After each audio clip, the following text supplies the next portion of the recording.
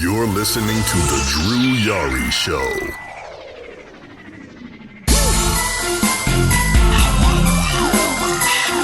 That's the wine and diner with kings and queens. You're looking at the man. You're listening to The Drew Yari Show.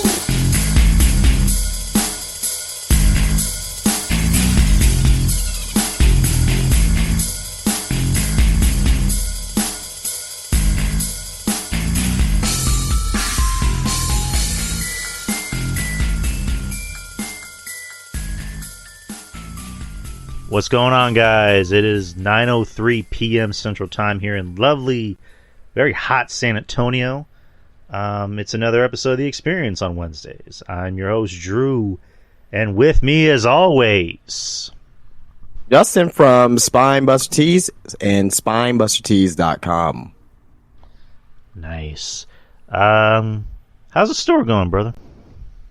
Good, man. Good. This past weekend was a good weekend for the most part. My usuals come in. We had there was like a punk rock event.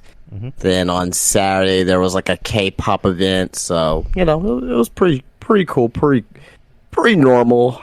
This weekend is a tax-free weekend, so yeah, so that's gonna be pretty cool too. So, and of course, it's tax-free weekend when I'm broke. It's going to sound like a stupid question. So it's like tax-free weekend that applies to every store that's in the mall, correct? I don't know. I don't know what other stores are doing, but I'm going to be doing the tax-free. Yeah. So. Oh, nice. So if you're in the San Antonio area, people, if you're listening, head on over to Spinebuster Tees on tax-free weekend and get some good shit. Get a Funko Pop. Get an action figure. Get a shirt. Get a hat. Justin has you covered, people. Spinebuster Tees, people. One of them all of America's. But absolutely, man. Like I mentioned on the pre, we had a nice little packed show. I believe RJ might be joining us. It's Big Might if he didn't fall asleep. He usually likes to be fashionably late. But we're going to talk about Summerslam, of course, because it happened on Saturday. We're going to be talking about the Lufisto stuff and how it probably affected the main event of tonight's Dynamite. And then just a bunch of other shit, show reviews. We won't really delve too much into the shows, just like last time. We're just going to talk about the show as a whole. And then also, according to Justin, we have a little game at the end of the show. So, should be fun, people. Stick around. You might learn something today. But, let's start with the big news, SummerSlam. You want to start with SummerSlam or Lufisto? I don't know. What does the chat want? Chat, what do you think? SummerSlam or Lufisto? What does the chat want? Let you guys pick. It's overwhelming Lufisto. All right. Lufisto. All right. So last week, what was it? Thursday? Last Thursday when the story dropped. I think it was Friday. Thursday or Friday, one or the other. I'm starting. I like to think it was Thursday or Friday, but yeah, It doesn't matter. But yeah, last week. So I don't have the article in front of me, but pretty much everyone already knows the cat's out of the bag, according to who you talk to. So Lufisto, a wrestling vet in the Indies, she was on. Well, actually, first let me rewind the tape. So on Twitter, she basically talked about the story that broke at a AEW taping where there was a sign that says, treat women's wrestling better, something to that effect, at a AEW show during a match with Britt Baker and what the fuck's her name? Valkyrie, I'm sorry. Taya Valkyrie. And so she put out a tweet, kind of insinuating that everything we've been hearing about the AEW women's locker room, preferably from, Britt Baker, is that it's run by Mean Girls Club. And she went on Sean Ross Sapp's show, Fightful, and just told a story about how whenever she was at a AEW taping, which was Rampage or like Dark, or what was it? I think, I don't know, it was one or the other. And she was in a tag match. And she told a story about when she showed up, she was just given the cold shoulder by a lot of people except for Mercedes Martinez. Dirk is saying dark. So, yeah, it was dark. And, preferably, Dustin Rhodes, who was nice to her 1 minute and then turned around and just treated her like a piece of shit. He called her a French-Canadian asshole to her face. Ruby Soho just didn't even pay her any mind, not any attention.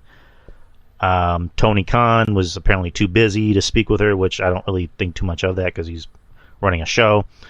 And then the other woman, the bunny, like straight up said, "What are you doing here?" Other women, were telling her to her face, "What are you doing here?" So, she tells her story about the AEW women's division, the locker room as a whole. Of course, AEW, as you would expect him to, goes on the defense. Dustin Rhodes, had his own story saying, I was just trying to help you, keep stepping. The very next day when that podcast interview came out, names, pretty much, the majority of everyone in the women's division came out and, of course, defended the women's division. MJF was the surprising one, because I wasn't expecting him to say anything. I guess because he's the champion, maybe he has to kind of feel like he has to say something, or he was told to say something. But, it was expected. And, Lufisto afterwards just got off social media. Which, smart, because social media is, no bueno. And then flash forward to tonight, the main event of Dynamite was Shida versus Anna Jay, which was a big part of a ongoing, I guess, a storyline or whatever for what's going to be the Women's Championship match at Wembley, which is supposed to be a fatal four-way, so they're having a tournament to see who the winner is, which is weird because the AEW Women's Champion had to compete in a tournament to be a part of the match. But that's neither here nor there. And then Tony Storm got a bye week for reasons. But yeah, backwards. Yeah, she won. I brought that up to Justin on the pre. He alluded to that maybe there was a reason. So, which I kind of agree with him. But overall, we've been hearing a lot coming out from the AEW locker room. Preferably, before that it was, everything involving Thunder Rosa and how, Britt's crew just went out of their way to treat her like shit. There was the screen, or was it just that screenshot of on the, was it the AEW Access show where Rosa announced that she had to give up the belt, and you cut to Brie, I was gonna say Brie Larson, Britt Baker just making this face of like, yeah, fuck that bitch. And it's just like, oh, okay. So that's how you are. So, yeah, just this doesn't really do the, I'm going to say alleged reputation of Britt Baker and the women's locker room any favors. Granted, I'm not going to say 100% believe Lufisto, but there's always, where there's smoke, there's fire. You haven't been hearing many good things coming back, or let me rewind that statement. You haven't really heard too many good things about, backstage in the women's division AEW. You never hear anything like that going on in the women's division in WWE. I'm not gonna sit here and be the WWE dick sucker, but well, it's not even that. It's not even WWE, but like any locker room, WWE or Impact Wrestling or like anywhere. Like you don't hear that shit. It's always AEW. It's always drama coming out of AEW. But I've already said my piece, Justin. What do you think about everything that's been happening in the past week? I can care less. Okay. I can give two fucks about what's going on, but I'll elaborate just for the sake of the content here because I don't care. To me, Lufisto, look, there's two sides to both stories. Is there some truth that Lufisto, what she's saying could be possibly true? Possibly, yes, right? There is. Could there be some fabricated lies with this as well? Probably so, yes. There's two sides to the story, to both sides of the story, I should say.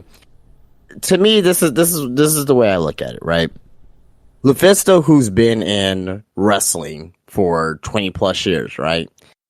She never had a major job in WWE. She never had a major job in anywhere, really, right?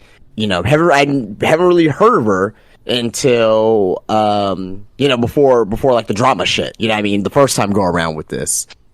So it's either you don't have the talent to be on that level, or maybe you're just a bitch to work with, right? You're difficult to work with. You know what I mean? It could be one of those two things there, right? And there are some people in wrestling who have talent, you know what I mean? And just for reasons, they're not higher than where they are right now, you know what I mean? Obviously, recent names you can bring up is guys like Flip Gordon and, guys like Marty Scurll. Marty Scurll's for a different reason, but there's reasons why certain people, they don't get further along in the business, you know what I mean? So, but also as well, on top of that, we know that there has been backstage drama with the women especially, and what's been going on, with Britt Baker and Thunder Rosa. I've been told some things personally. I've been told some things about that situation with Thunder Rosa and Britt Baker that I'm not going to say here, on live stream. But trust me, I know people who are close to the situation. So,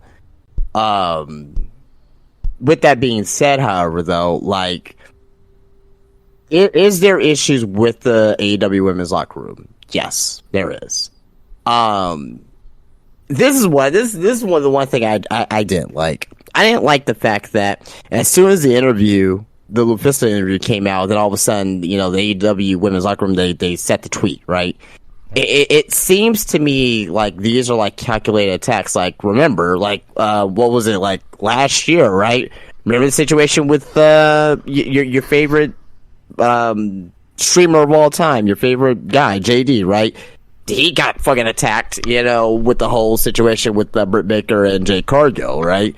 So the locker room seems to have this mentality where it's like, us versus everyone, right? And I get that mentality, but at the same time as well, it's not healthy. It's a bully-like mentality.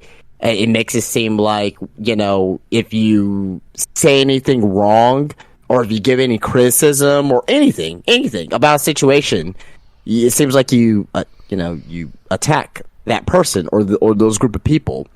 You know what I mean? And, and AEW is supposed to be, the safe space for pro wrestling, right? In some aspects, they are the thing that they say that they hate. Bullying in wrestling, right? Having a safe space for people in wrestling. And the fact that, this is happening right now, is kind of telling you what you need to know, for the most part, not always, but for the most part about the AEW women's locker room. But, I digress. To me, I think, like I said, I think there is two sides to this here.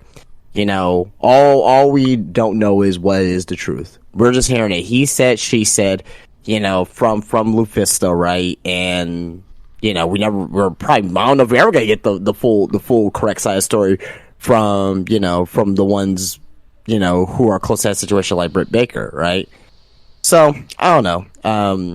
At the end of the day, like, to me, it is an issue. It does need to be addressed, the overall vibe of the AEW women's locker room. But to me, like, this doesn't, like by this time next month, everyone's going to forget about this, and it's not really going to matter. So, I kind of disagree with that, because it's just, again, I don't want to say every month, but just, there's always something new coming up. No, everyone's going to forget about this particular situation, not the whole situation of the AEW women's locker room. Like, obviously that's an ongoing situation, and you know what I mean. And but to me, it's like, who are we to really judge or really talk and really go over this and speculate? Like, we have no control. We have no idea exactly what's going on in there. Like I said, I know some people who can tell me, but still, they're still not there either.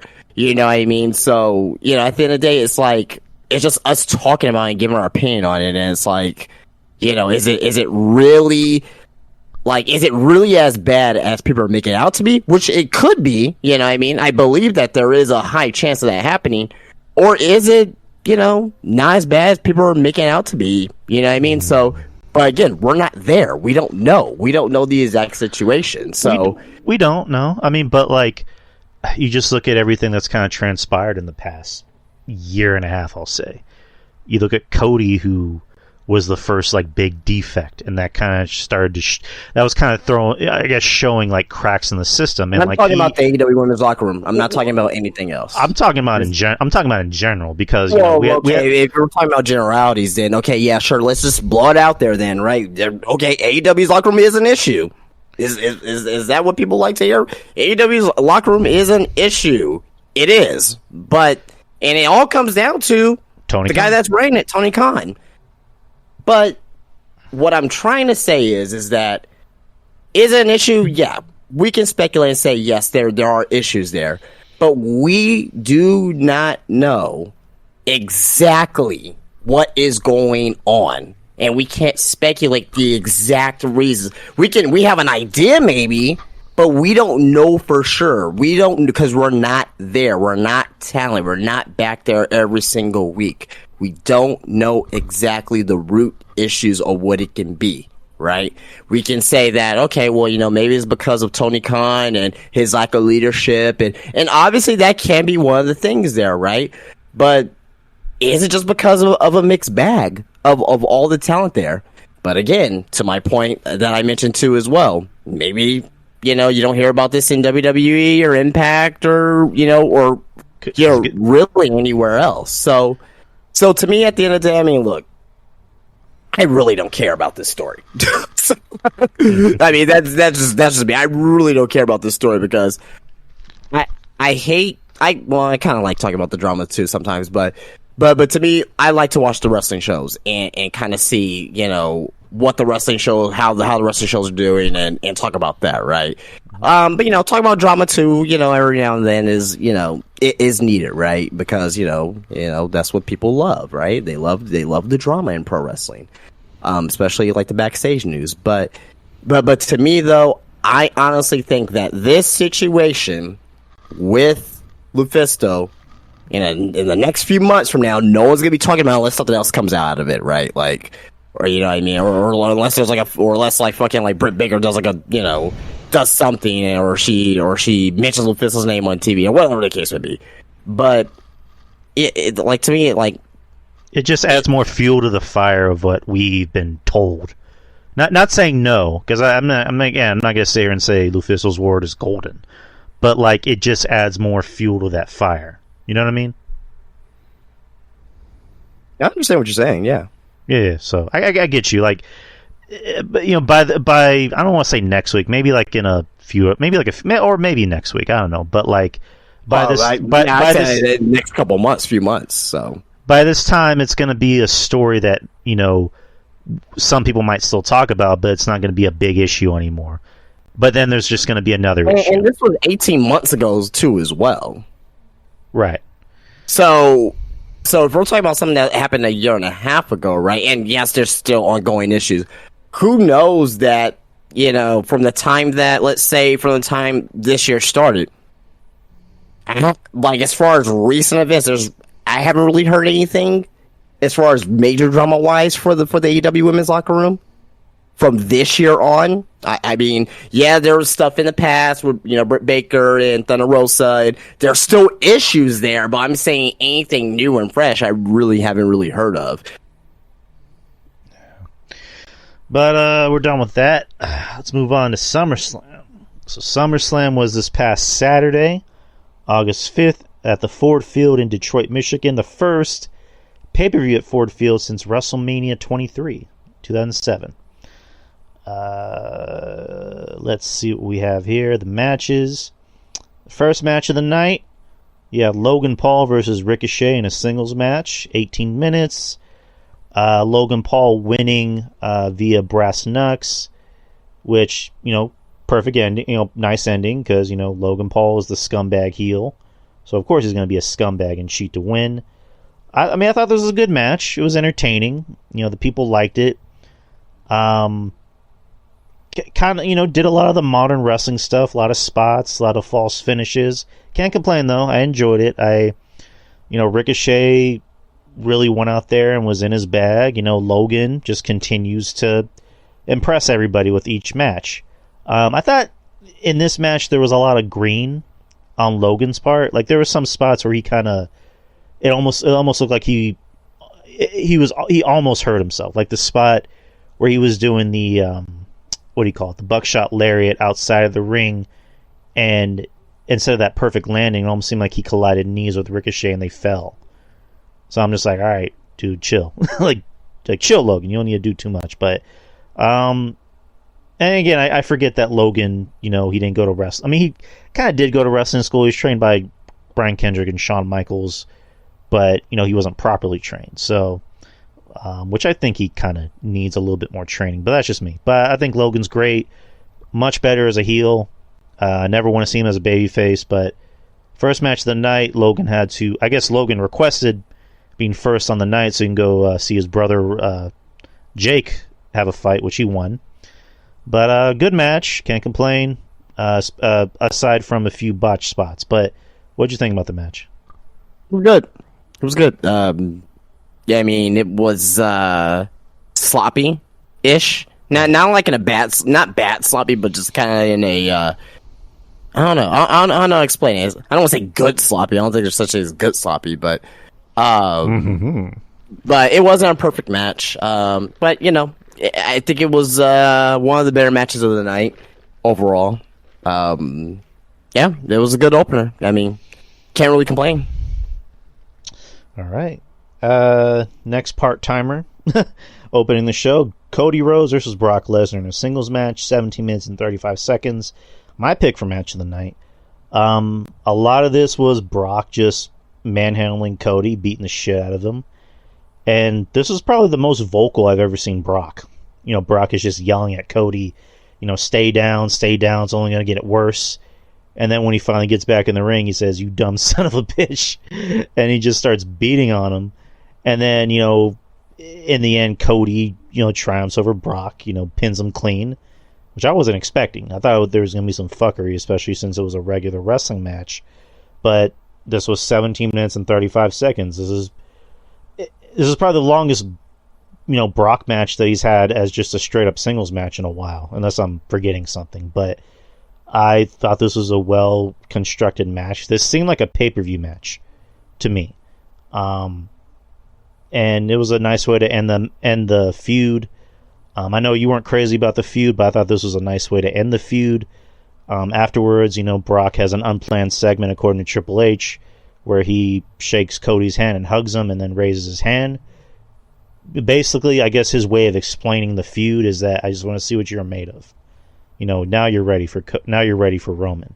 Yeah, and that was unplanned too. Imagine if he didn't do that. Yeah, I think that added to it. I mean, here's the thing. The first time I watched the match, I thought that was weird. And then the second time I watched the match, I'm like, all right, I think it needed that. If he didn't do that, it just would have been like, okay, Brock's just walking away in defeat, with no shorts, which was weird. I don't know, when did Brock's shorts get ripped, but whatever. But overall, this is a really good match. Match of the night, in my opinion. What did you think about the match? It was good. It was the best out of the three. It was a SummerSlam worthy match. Cody won. He looked strong. This was the best possible situation that they could have done for Cody right here. So, good thing that it happened. You know what I mean? Brock put on his working boots during SummerSlam, and Cody looked good. So, good match overall. Match of the night, I would probably say so. Maybe. Yeah. I think it's probably match of the night. But yeah, no. The whole hug and thing at the end, again, good on Brock for calling that, because if that didn't happen or anything like that, it's just again, there's no story. Still, this feud's over, and we got all the way through the feud without of reasons of the feud in the first place. But if that hug was like, oh, well, I'm just showing that, I'm just making sure that you're ready. Like, okay, well, I guess I'll accept it. It's still stupid as shit, but I'll accept it better than not having anything at all. So there's that. Next is the 25-man Slim Jim SummerSlam Battle Royal. LA Knight won, which, we all predicted, and, good, it happened. This match, in my opinion, I don't know how you felt about the match. I was actually entertained by this match. I liked it. LA Knight, of course, won, which, finally they gave LA Knight something. It was good seeing Chad Gable shine. It kind of looks like he's getting more than that, judging by what happened on Raw. But surprisingly entertaining match. Cross eliminating AJ, or helping eliminate AJ, and continuing that feud. So it looks like they haven't completely given up on Cross. But LA Knight getting the win, and then conveniently in a Slim Jim commercial with Bianca Belair, which it's funny because it almost seems apropos that LA Knight's in a Slim Jim commercial, whereas Randy Savage had "Oh yeah" and Cross, or not Cross, but Knight has "Yeah." So yeah. It goes hand in hand. But what do you think about the match? It was a battle royal. All right. the right person won. Now, I don't want to be busting people's bubble. I am happy that LA Knight won. I'm happy. Great, good for him. He deserves it. What does this win do for LA Knight? Wasn't for a title. Wasn't for a championship shot. What does this win actually do? People need to ask themselves that. Now, the fact that he was on Raw,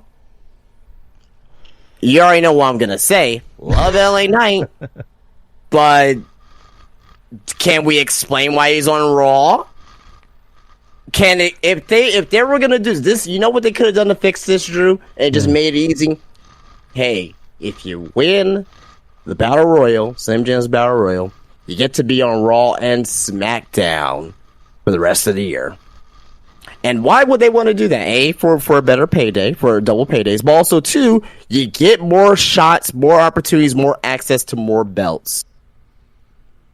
Right. That's what they have to do. But now he's got a feud with The Miz, and is he on Raw now all of a sudden? Like, can we get an explanation? But whatever, right? What the fuck do I know? I hate that I have to make wrestling logical. Who does that, right? What's that? But no, but as far as LA Knight winning, absolutely 100%, 1000% the right decision. Got a huge pop at the end of the day, so happy for him, man. You know what I mean? Let's see where this goes from here. Maybe gets a push for a mid-card belt. He ain't going after a world title. He ain't going after the world title right now. I can tell you that. He ain't going after Roman Reigns. So let's not even think to even put that in our heads right now. But right now he's being utilized pretty well. So that's a start. All right. Next is the MMA rules match. Shayna Baszler versus Ronda Rousey. Match was 7 minutes and 30 seconds. This match had a good package. I'll say that. After that, it's crickets. Ooh, boy. This was not a... I don't want to say this was a bad match. People just didn't really care. Because, it's called an MMA rules match, and you have a WWE referee coming out and explaining the rules of an MMA match. So it's like, why not get an MMA guy? Since, they're in bed with Endeavor. Why not get an MMA guy to come out and be a special guest referee? Or an enforcer, or whatever the hell you want to call it. But this match was no bueno. The girls actually legit got hurt. Shayna legit got a shiner and hurt her, her arm, forearm, elbow. Yeah. So Shayna got the win, which she should have. And looks like this is the last we're going to see of Ronda. There's no official award yet, but that's kind of the way it looks. But This is the worst match of the night. Definitely a worst match of the year candidate. But what'd you think? I will say this. Worst match of the night, yes. I don't think it was as bad as people are making it out to be. Right. And the reason why I'm saying that is because what the fuck did you expect? Right. If you go in with high expectations, your expectations, or not high expectations, but like if you go in with higher expectations than usual, then you're gonna come off say, "Oh, this match, was the worst match of the." It wasn't good. I'm not saying it was good, but it's just like at the same time, it's like, what were you expecting with this, right? And this is what I said. I said, have them go out there and legit spar, like legitimately spar with each other for a little bit. Then just turn it into a fucking regular wrestling match. You know what I mean? But that's behind that MMA theme, right? But since they didn't have them go out there and actually legit spar for the first couple minutes of the match, then it just ended up looking very phony, right?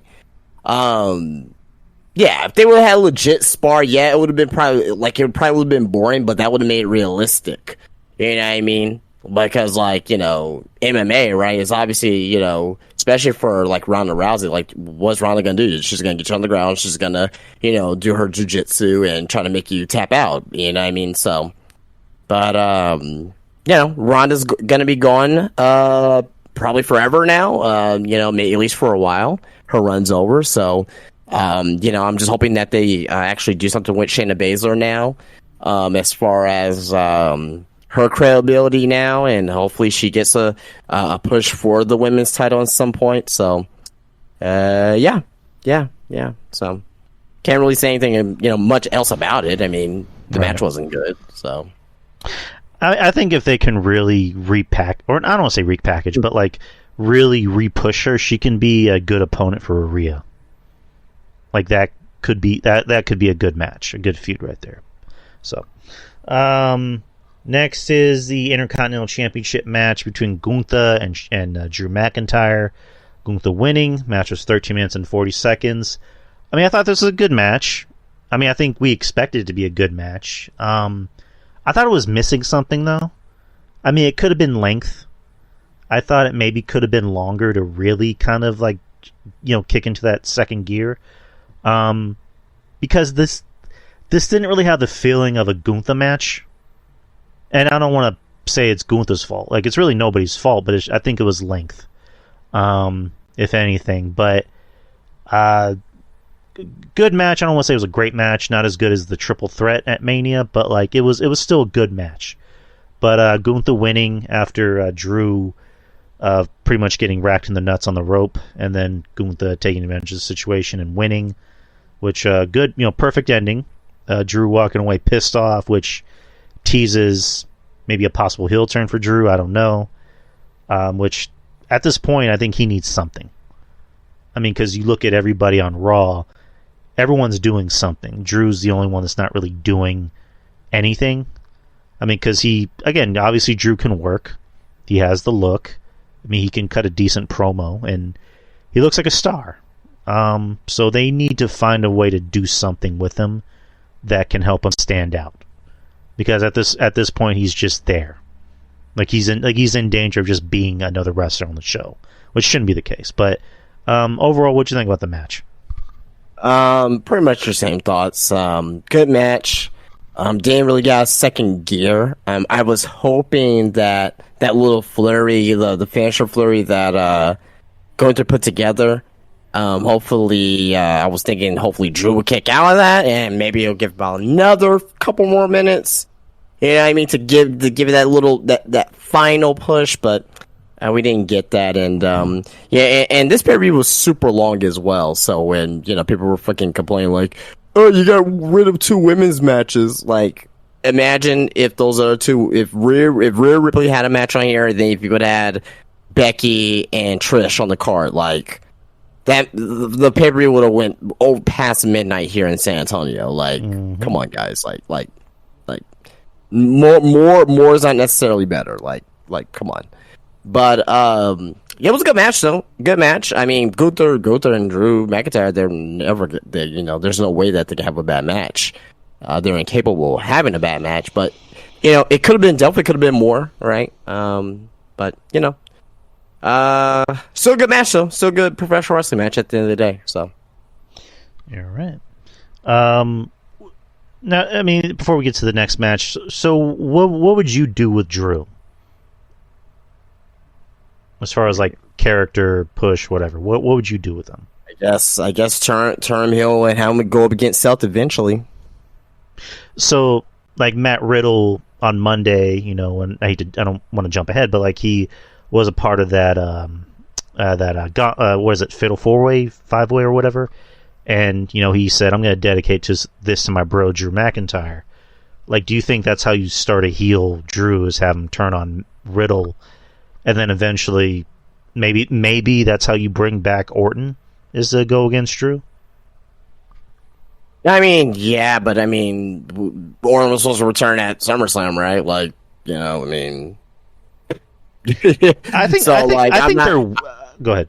No, I'm not depending on Orton's return to do something with Drew McIntyre.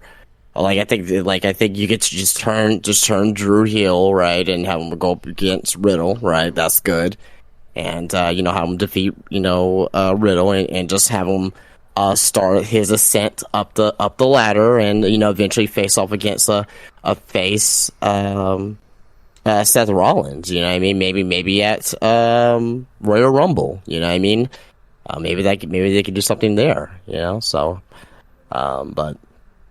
I don't know. We'll just have to wait and see and see how they do that. But I think him turning heel and have him eventually go up that chain and have him be a heel for a while, because that'll be a little breath of fresh air for him. But also, as well, he said he doesn't want to turn heel. He doesn't want to turn heel because he likes doing the Make-A-Wish stuff. So that's probably another thing. That's probably another obstacle right there, is because he doesn't even want to turn heel. He wants to be a babyface. So.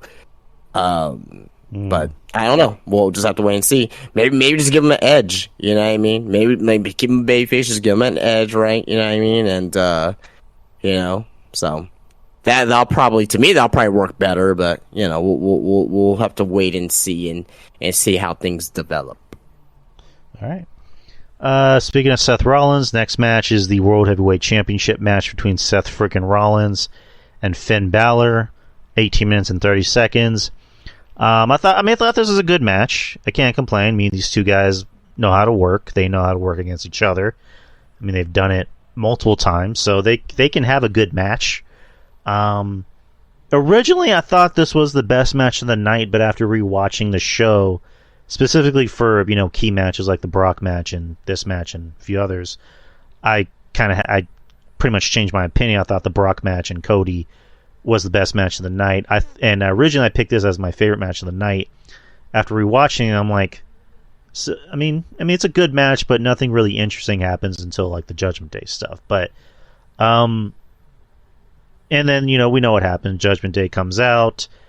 Damian is trying to help Finn, but then Finn says no. But then Finn says he needs his help, and Damian throws the briefcase in, and then Seth ends up curb stopping Finn on the briefcase, gets the win, and that continues the descent going on between the Judgment Day, preferably Finn and Damian, which Damian ended up creating a new meme, so good on him.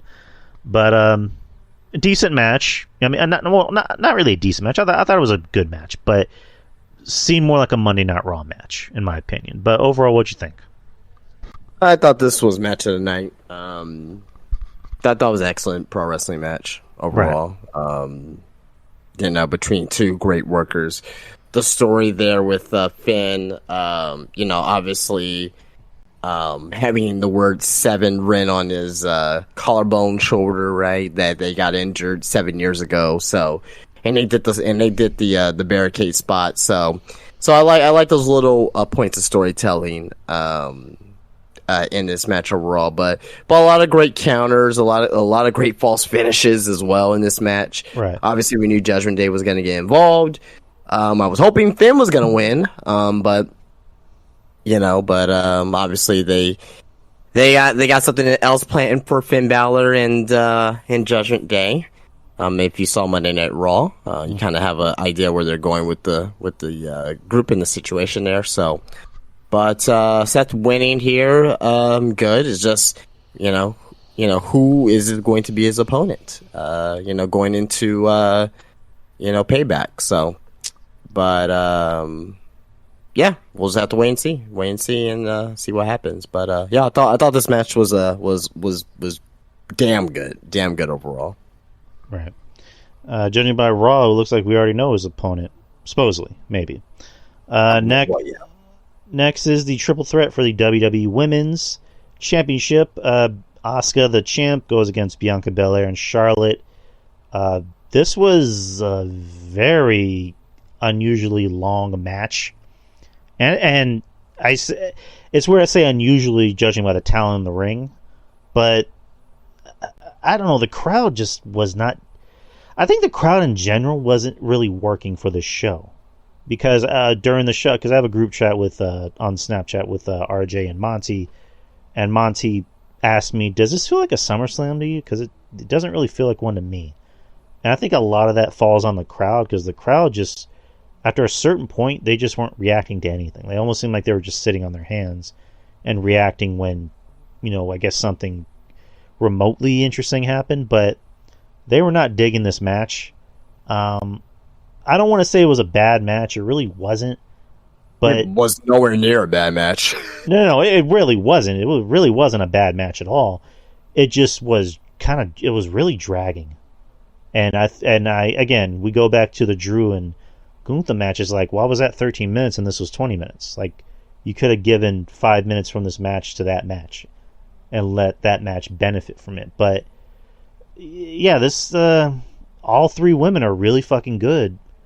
And they work their ass off to try to make this interesting, but it was dragging a lot. And then there was the point in the match where Bianca, it legit looked like she hurt her knee. And I'm thinking in my head, like, she's not acting, she's actually hurt. And then, you come to find out she wasn't really acting, she's just a really fucking good actress. And then I guess the only thing that kind of took me out was that, I have a hurt knee and I can't walk. Let me go on the top rope and do a move. It's like, okay. So she does her move, bing, bang, boom. She ends up getting the win and winning the title back. To which, as soon as I saw that, I just went, okay, Io's coming out. And lo and behold, Io comes out, gets the win. Now Io Shirai is your new women's champion. It was a nice moment, seeing Bayley in the ring with Io, and then you had Dakota coming out to embrace, which, a year ago, during a Bianca match, actually, you had Bayley come out with Io and Dakota to form Damage Control. And Damage Control has been kind of a mixed bag. Like, they've been kind of an odd group. They haven't been the best group, but, to their credit, they're still here. They're still cohesive. Now Io's your new champion. How that's going to work out, we'll see. And I love Io. I'm glad Io's the champ, so we'll see what she does as the champ. But what'd you think about the match and afterwards? I thought the match, again, kind of like the other women's match. This match is better than what people are making out to be. I thought this was the third best match of the night. Like, the crowd really got into it towards the end when Bianca came back. And, she came back, she did that 450, these women worked super hard in this match. But I thought overall, like, to your point, the crowd was, was a little lackluster.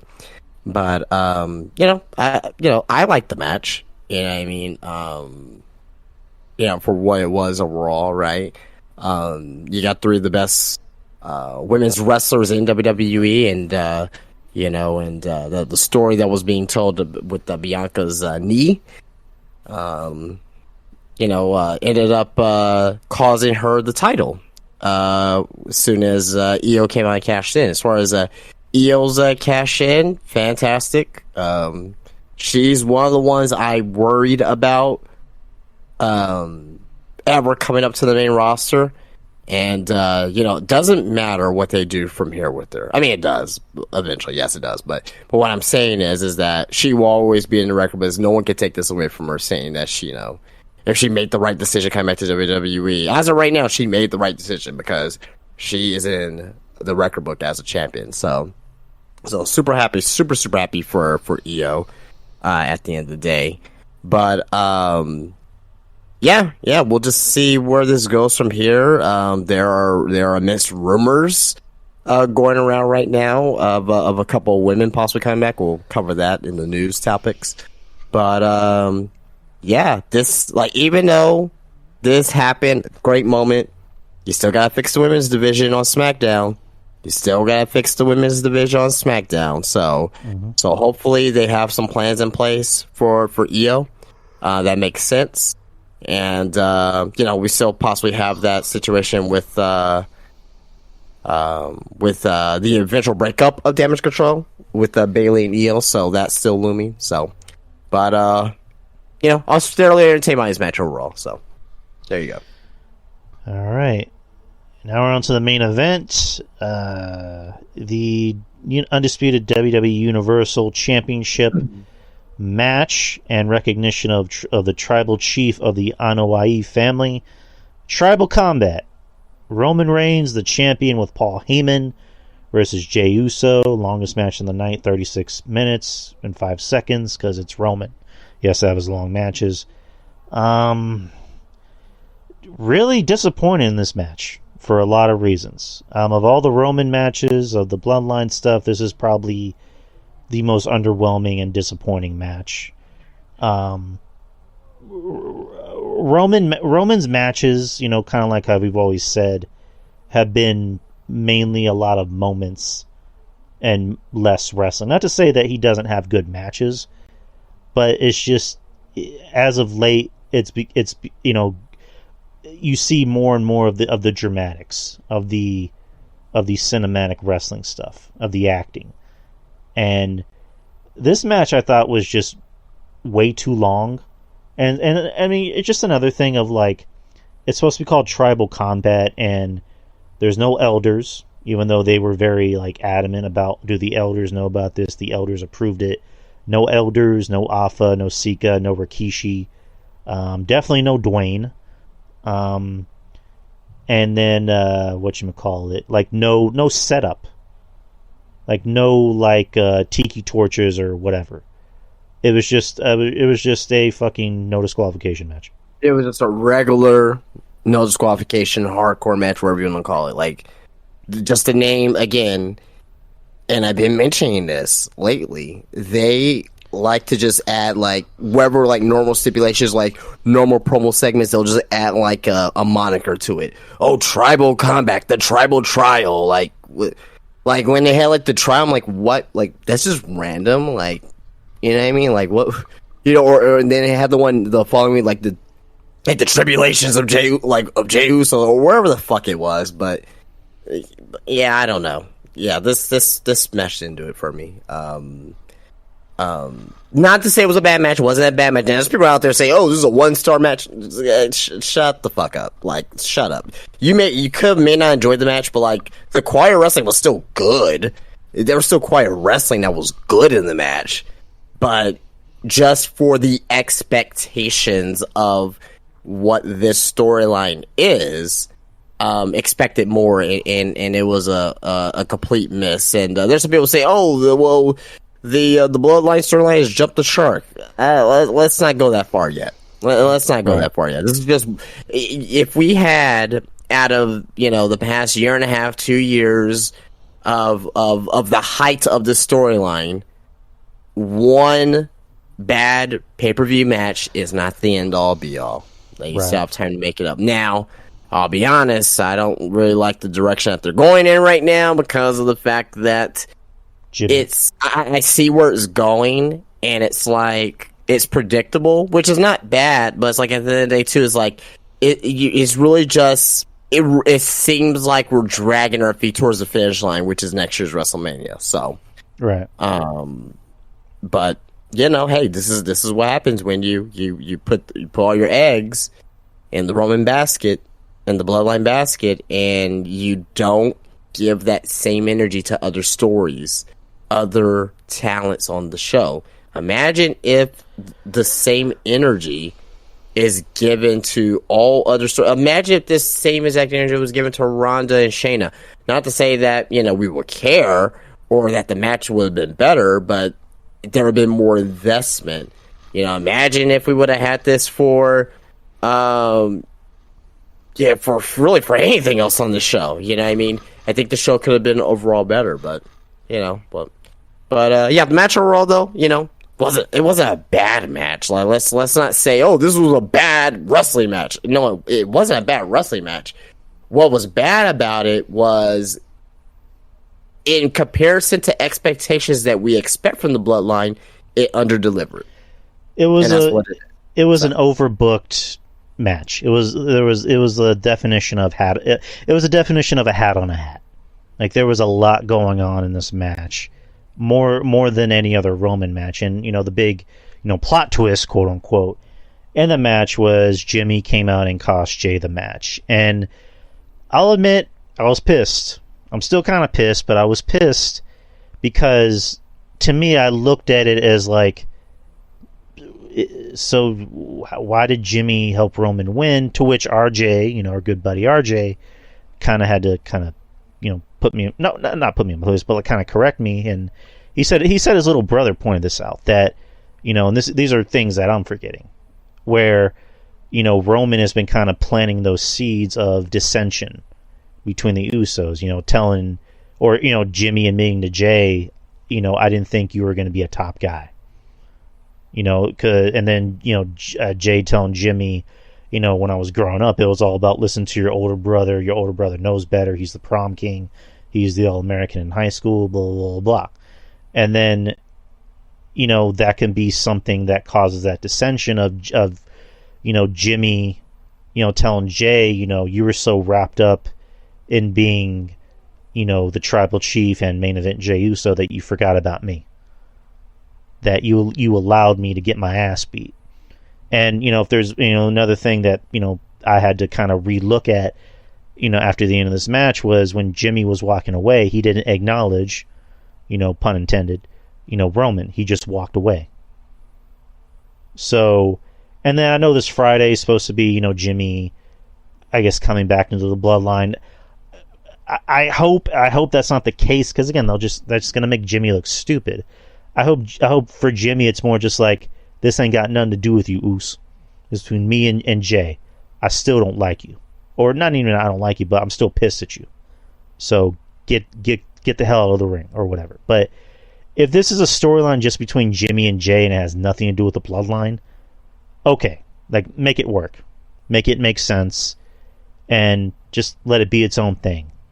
But if it ends with Jimmy just coming back into the Bloodline, it's going to make him look stupid, in my opinion. But the match itself, kind of like with you, it wasn't terrible by any means. It was just, I think a lot of the gaga surrounding it just kind of overcrowded the match to where you forgot that there was a match. But that's just my opinion. But another thing too as well. So the tribal combat, right? It went against his own stipulations. Yeah. So the preview, I think it was on WWE.com, it stated that there could be no interference from anyone from the Bloodline, past or present. Right. And typical WWE fashion, they don't follow their own rules. So why even put it out there if you're not going to follow through with it? But whatever. Oh, no. But that's SummerSlam. Overall grade, what would you give this? Probably a 6 out of 10. Yeah, I'll go with you. 6 out of 10. C minus, I'll give this a C minus, maybe a D. Maybe a D plus or a C minus, roughly around there. But my match of the night, Cody and Brock, I thought was really good, especially on a second, viewing.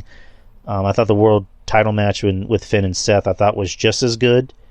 But I just thought Cody and Brock seemed like more of a SummerSlam pay-per-view match. And then, the worst match of the night was Ronda and Shayna. Can't really say they didn't try, but it's just to no avail. What about you? Match of the night, worst match of the night? Match of the night was Finn and Seth. Worst match was Shayna and Ronda. All right. Not a good SummerSlam. Probably the worst pay-per-view in the past year. Since the Triple H era, quote unquote. But that was SummerSlam, people. So I guess we can move on to reviewing some shows. I didn't watch Collision on Saturday. Collision was playing at the same time as SummerSlam. Huh? I said no one did. I mean, it was during SummerSlam, so. Did you watch it? No, I was watching SummerSlam. I mean, I'm sure it was a good show still. I mean, but didn't watch it. Misha saying he watched it, wasn't that bad. I know the main event was CM Punk versus Ricky Starks with Ricky Steamboat as the ref, and I know afterwards I saw the ending to that. I did see that. And Starks beat down Steamboat. I think they only got was it 440, 450 in the ratings? Oh boy. Overall, I have it up here actually. They lost 200,000 viewers from the last couple weeks, but so for Collision at 417,000 viewers, they were in the 18 to 49. They were at a .13. I think they were number 16th overall for Saturday night. So obviously it's gonna be down, so. I mean, this is what we should expect on pay-per-view nights for a Collision. So, yep. So that was the weekend. Let's get to Raw. Raw actually wasn't that bad. I enjoyed it. I enjoyed it for the most part. Yeah. Seemed like a Triple H show, with the news of Vince McMahon being out on medical leave after having spinal surgery. So. Looked like Triple H was running the show, and you can tell. Opening segment, you had Seth. Was it Cody? Yeah, Cody came out first, and then Seth came out to kind of tease that rematch that I hope we don't get. And then the Judgment Day comes out to talk a little bit of shit because they're Judgment Day, and they want a match. They're getting in each other's face, talking shit. Sami Zayn comes out to kind of even the odds, so it ends up being a 6-man later on tonight, or so we think. And then, more dissension with the Judgment Day between Finn and Damian. JD McDonough getting involved to kind of, I guess, side with Finn, because, Finn's his mentor. I mean, about time they finally came back to that, to what I mentioned last week or 2 weeks ago, where it was when Finn's staring at fucking JD McDonough in the parking lot. So maybe we get to finally continue the JD McDonough to Judgment Day. I mean, not maybe that's what's going to happen. How we're going to get there that's going to be the question. So, well, it looks like he's putting in his resume, so to speak, because he beat down quote unquote Sami Zayn. Come to find out, Sami Zayn has a dislocated elbow. Whatever it was, man, that motherfucker, he had a goddamn basketball on his elbow, so that's not good. That was gross. I mean, it seems to me tag team wrestling in WWE is fully cursed. So yeah, because you got Kevin Owens out with hurt ribs, and now you got Sammy, who, I mean, he looks like he's gonna show up to the shows at least, but I don't know when the fuck that happened. But Sami Zayn getting taken out of the match. Nakamura offers his services after he just had a match with Bronson, which I thought was pretty good. More on that later. Well, maybe we'll just talk about the main event anyway. So 6-man, you had Nakamura and the champ Seth and Cody versus Judgment Day. Pretty fun 6-man tag. The faces going over. Afterwards, the faces are celebrating. Cody and Seth are still at odds. They don't want anything to do with each other. Cody wants to try and make peace, and then finally Seth shakes Cody's hand. They're going up to celebrate. You see Nakamura, the only one who's not celebrating. He King Shasta's old Sith. So now Nakamura's a heel. And, I guess that's going to be the match at Payback for the title. Yeah, who knows? That's which I'm fine with. But this is just another feud for Rollins to win, so that way it's just I don't feel bad for Nakamura. I don't want to say it in a bad way, but it's just a filler feud. That's all it is. It's just a filler feud. There's nothing extraordinary that's going to be going on with this. Pretty sure the match is going to be great, right? But, just a filler feud. Nakamura ain't winning shit. All right.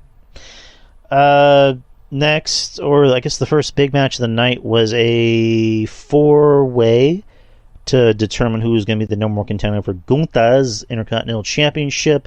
Ricochet, Chad Gable, Matt Riddle, and Tommaso Ciampa. Really good match. They were in... Where were they at? Minnesota? They're in Minnesota. Yeah, Minneapolis, yeah. Which was the hometown of Chad Gable, who got a hero's welcome.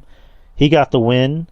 And afterwards, there's a nice little moment with his family where he takes his son from ringside and runs around the ring with him. It was pretty touching. I got a little choked up, I'm not going to lie. And, telling his son, I love you, buddy. So Chad Gable kind of getting that singles, I don't want to say superstar, but kind of getting that singles rub, because he had a really good match with Gunther the previous week. Now he's going to have more than 5 minutes with Gunther. The question is it just going to be a Raw match or is it going to be on a pay-per-view? I think they should probably hold off on this and have it be a pay-per-view match. I think it's worthy enough, especially now that you're building up Chad as something credible to the show. But it more than likely it'll end up being a Raw match. But what do you think? Yeah, fully deserves it. We'll love to see it. I just think that in order for Gunther, likely, this may be one of his last opponents to defeat to become the longest reigning Intercontinental Champion of all time. It's Chad Gable. No offense to Chad Gable. I was thinking of even though Gunther is the final boss, but another final boss type person that would, give him. But Gunther has defeated everybody already, so But it's gonna be a great match, though. I'm gonna really love it. Chad, he definitely deserves a push like this. You know what I mean? He really deserves something like this. So, hopefully when they do have their match, they can have a potential sleeper for match of the year. Probably not going to be match of the year, but they could probably have a good sleeper match. Yeah, you never know. But, Gunther, September 6th is when he passes that record. So, about a month away from that shit. So, we already talked about Nakamura and Reed. You had Shayna Baszler and Zoe. After Zoe comes out, talks a little bit of shit to Becky about Becky's match with Trish next week, and then Shayna comes out to talk a little bit of shit.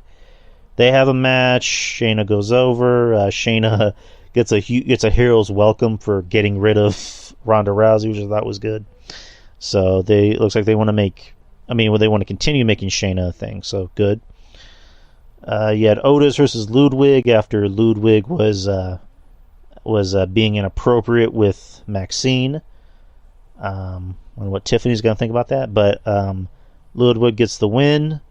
Looks like they want to make Ludwig something, so good. Because again, I love Gunther. I've always liked Imperium. I just haven't liked how they've been booked on the show. Imperium, they've just been kind of booked more as flunkies rather than legit guys that look almost as intimidating as Gunther. But it looks like they want to fix that. So the New Day returning to face the Viking Raiders. New Day get the win. Good to see New Day back. That was much needed for the tag division. Much needed. Right. Big E's still not back. Big E did an interview saying that his doctors have told him probably not to wrestle again. So how true that is, we're not sure. So, but overall, decent Raw. I mean, not decent Raw. It was actually a pretty good Raw. It was pretty solid. Kept my interest. It was good. One of the better Raws, and in memory. So, we'll get to ratings after NXT. So, NXT was last night. NXT usually doesn't disappoint. They had a nice little packed show. Let's see. So I kind of missed maybe the first 15 minutes of NXT. So didn't see Mustafa Ali and Axiom. Did you see it, and what'd you think? I mean, it was good. Yeah, I mean, excuse me, good TV match. Obviously Mustafa Ali picked up the win there, but yeah, it was a good match. Good match. I mean, nothing really that like really stood out or nothing groundbreaking. It was a good TV match. Good opener. All right. This is the match I did come into. So Blair Davenport versus Kalani Jordan. Blair getting the win, and then Dana Brooke going apeshit, claiming that she has a killer instinct and Kalani doesn't. Which me and the wife kind of chuckle about that. You know, Dana Brooke having a killer instinct. Like, come on. But that match happened. You had the Heritage Cup, Noam Dar versus Tyler Bate. Bate winning afterwards. Bate wanting that, or not Bate, but Dar wanting that, his Heritage Cup back because it gives him confidence. It makes him feel better about himself. So Frazier told Bate, or not Bate, but Frazier told Dar, listen, he'll give you your cup back as long as you admit it's fake. So, he ended up giving his cup back, and then they're going to have a match next week to determine who the real Heritage Cup winner is. So, should be a good match. All right, and then Trick Williams comes out and challenges Ilya Dragunov to a match at Heatwave. That's going to be in 2 weeks. This is coming off from last week where Trick Williams it wasn't separated from Hayes, but just told Hayes, listen, I'm always going to have your back, but I need to do my own thing. I don't want people to think I'm just your sidekick. I want to prove to the world I'm not just your sidekick. So, kind of going with what you've always said about splitting up teams is that they don't always need to be jealous of each other. Like, can they just leave on good terms? And you're right. I mean, I wouldn't have wanted Trick to turn on Mello, because it would have felt rushed and forced. So I like the idea of Trick just saying, listen, I want to be my own man. Like, I'm here if you need me. For some reason, I still think it may happen, but I mean, you never know. You never know. But Trick challenges Ilya. Should be a decent match. I mean, Ilya seems to bring out the best in everybody he works with. So we'll see how that works out. You see Braun Breaker versus Von Wagner. Your boy Von Khali. Von Khali. Your boy. They had a decent match. Wasn't really anything special, in my opinion. That was match of the year. I don't know what you're talking about. Match of the year. All right, we'll go with that. Breaker getting the win. Afterwards, Vaughn throws Breaker through a table. And all of Vic Joseph's candy splattered everywhere. God damn it. Yeah, he must have cavities, man. Shit. I don't know. A lot of people just have a high metabolism. But, yeah, Vaughn's new gimmick is that he throws people through tables. So Yeah. Like his t-shirt. All right. There was an A. Thorpe vignette where he was talking about living in the woods to get away from people or whatever. Josh Briggs and Brooks Jensen replace... Who the fuck did they replace? Oh, they replaced... No, they didn't replace somebody. Who they faced up again?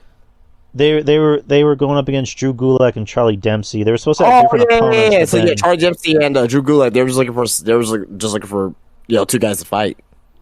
Right. Well, and Damon Kim won. Damon Kim was like, "Oh, I'll fight you." Well, he was like, "Well, there's only one of you."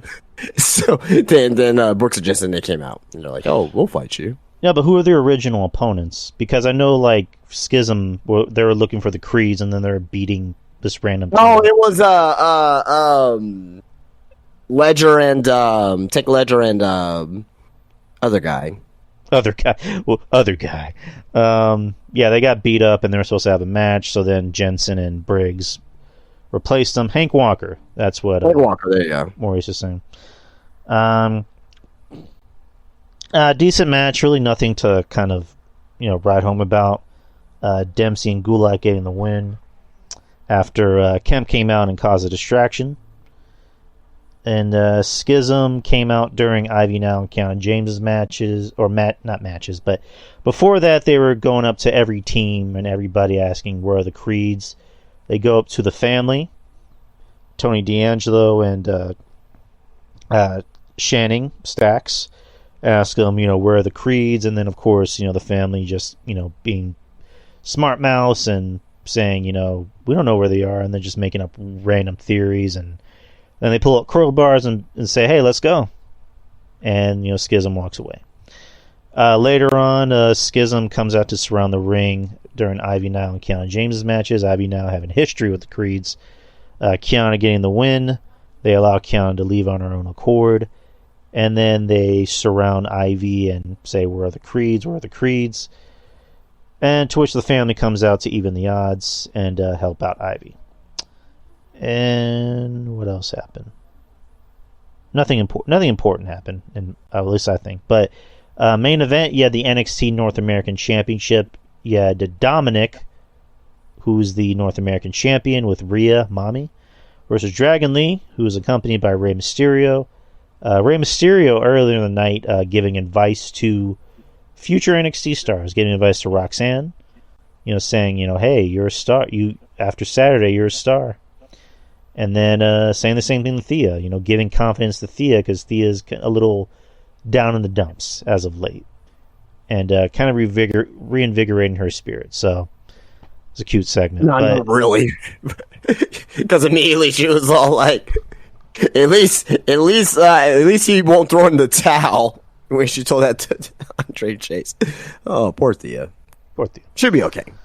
But main event time, Dom and Dragon, good match. Again, nothing too crazy about it. Nothing that was to ride home about it too much, but good match. And I know you said Dragon Lee. You thought Dragon Lee should have won. I don't know. I don't know if Dragon Lee would have been the right guy to win, but it was a good match. Good back and forth, a little predictable, which sometimes predictable is good. In this case, it was good predictable.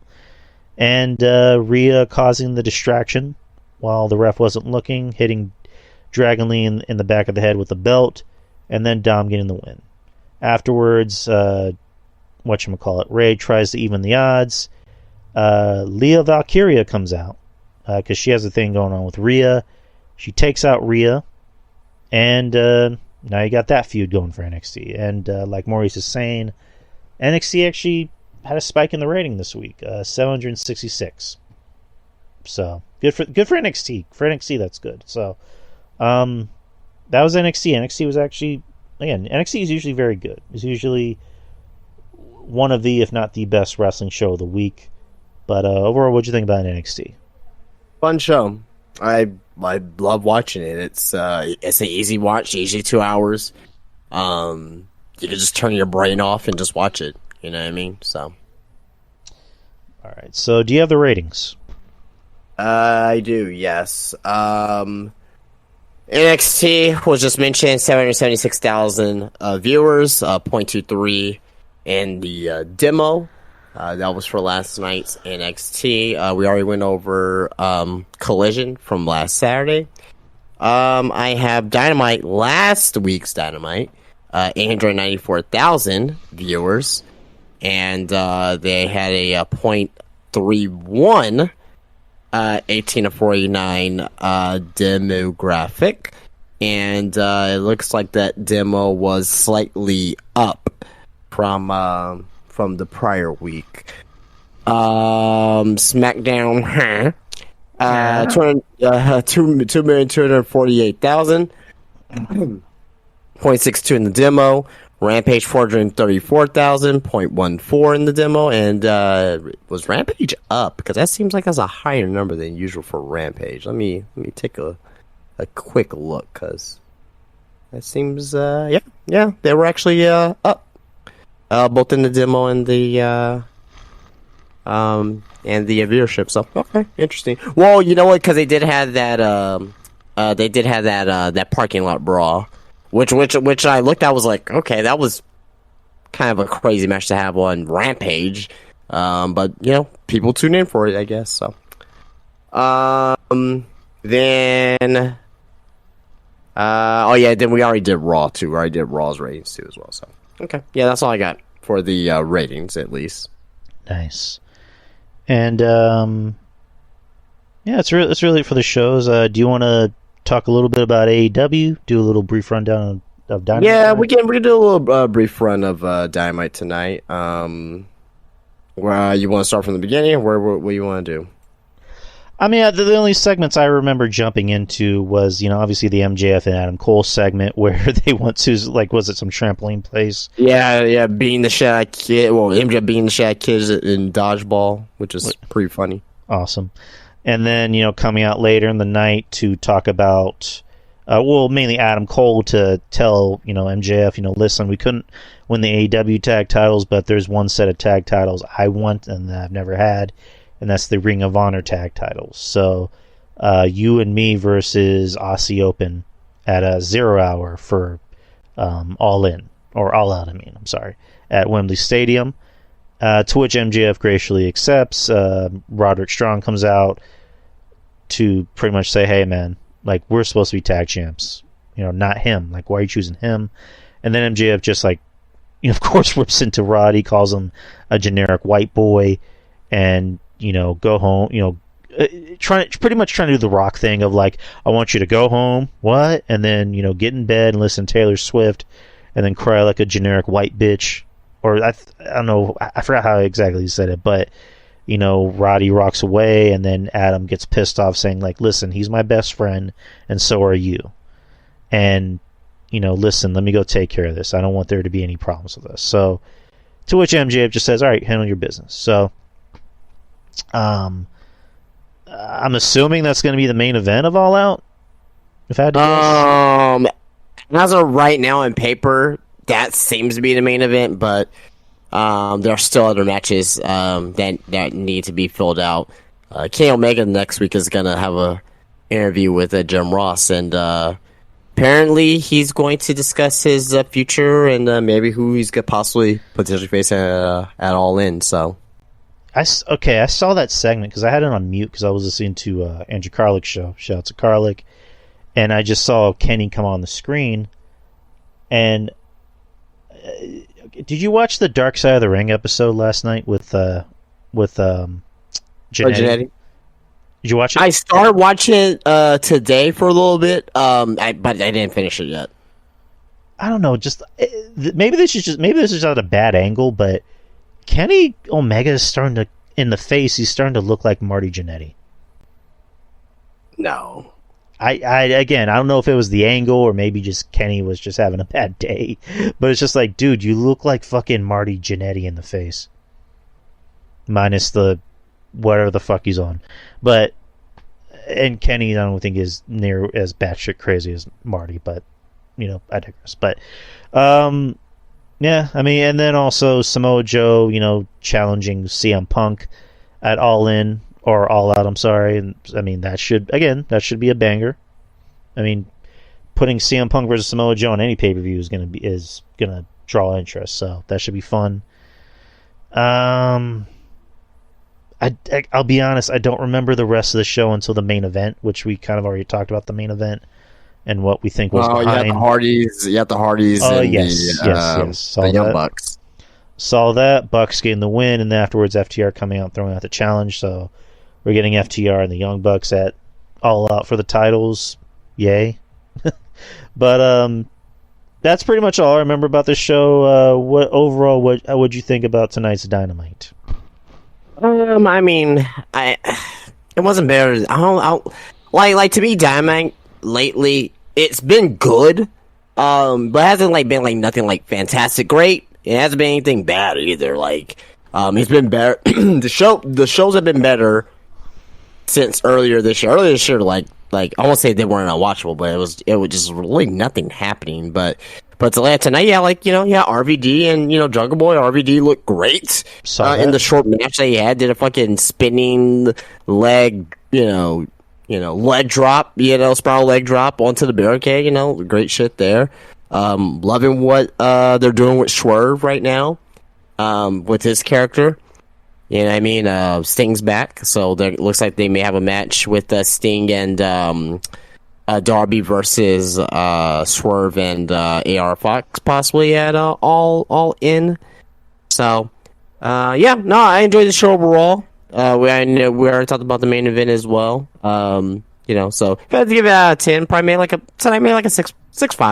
6.5 out of 10. So there was mostly good stuff, but there was some stuff on here that I won't say I could have done without, but like it just felt filler to me. Right. So that was Dynamite, people. News. Let's get into the news. Breaking news. Actually, this is good news. Rhea Ripley announces engagement to Buddy Matthews. Oh my God, the simps! What are you gonna do now? Which is funny because I'm so happy. I'm so happy that this is happening right now because now we're gonna see all these simps like, oh, I never really liked Rhea Ripley. Oh, you fucking cocksucker. Yeah. Show me the girls you talk to, people. But because it's funny because both like Dominic's engaged to his real life girlfriend, and now you got Rhea engaged to her real life boyfriend. So which good for them because you root for good people to be happy. And I like Buddy. Buddy seems like a good dude, and Rhea seems like a sweet girl. So happy for them. Couldn't be more happy for them. Congratulations to the happy couple. And I'm sorry for all the simps out there. So let's see other news. I guess we'll start with the meat. It's kind of like a nothing and a not nothing thing. So WWE Endeavor merger expected to close in mid to late September. According to an article on Deadline, the WWE merger with Endeavor Holdings is expected to happen sometime in mid to late September under the TKO Group Holdings name. It was announced in April that WWE would merge with Endeavor, with both UFC and WWE under the same umbrella, but still running as separate entities, with Vince McMahon running the wrestling side of things and Triple H as head of creative. Deadline noted that the Endeavor Group Holdings has taken a hit from the WGA strike, but their overall results are ahead of Wall Street expectations. The Endeavor merger could open the door for some cross-marketing between WWE and UFC, and more doors opening with WWE within Hollywood for the company and its talent. McMahon has temporarily stepped away from his CEO duties after a major spinal surgery. His return is unknown. McMahon was also recently served with a search warrant and a federal subpoena. To date, no charges have been filed. Overall thoughts? Questions?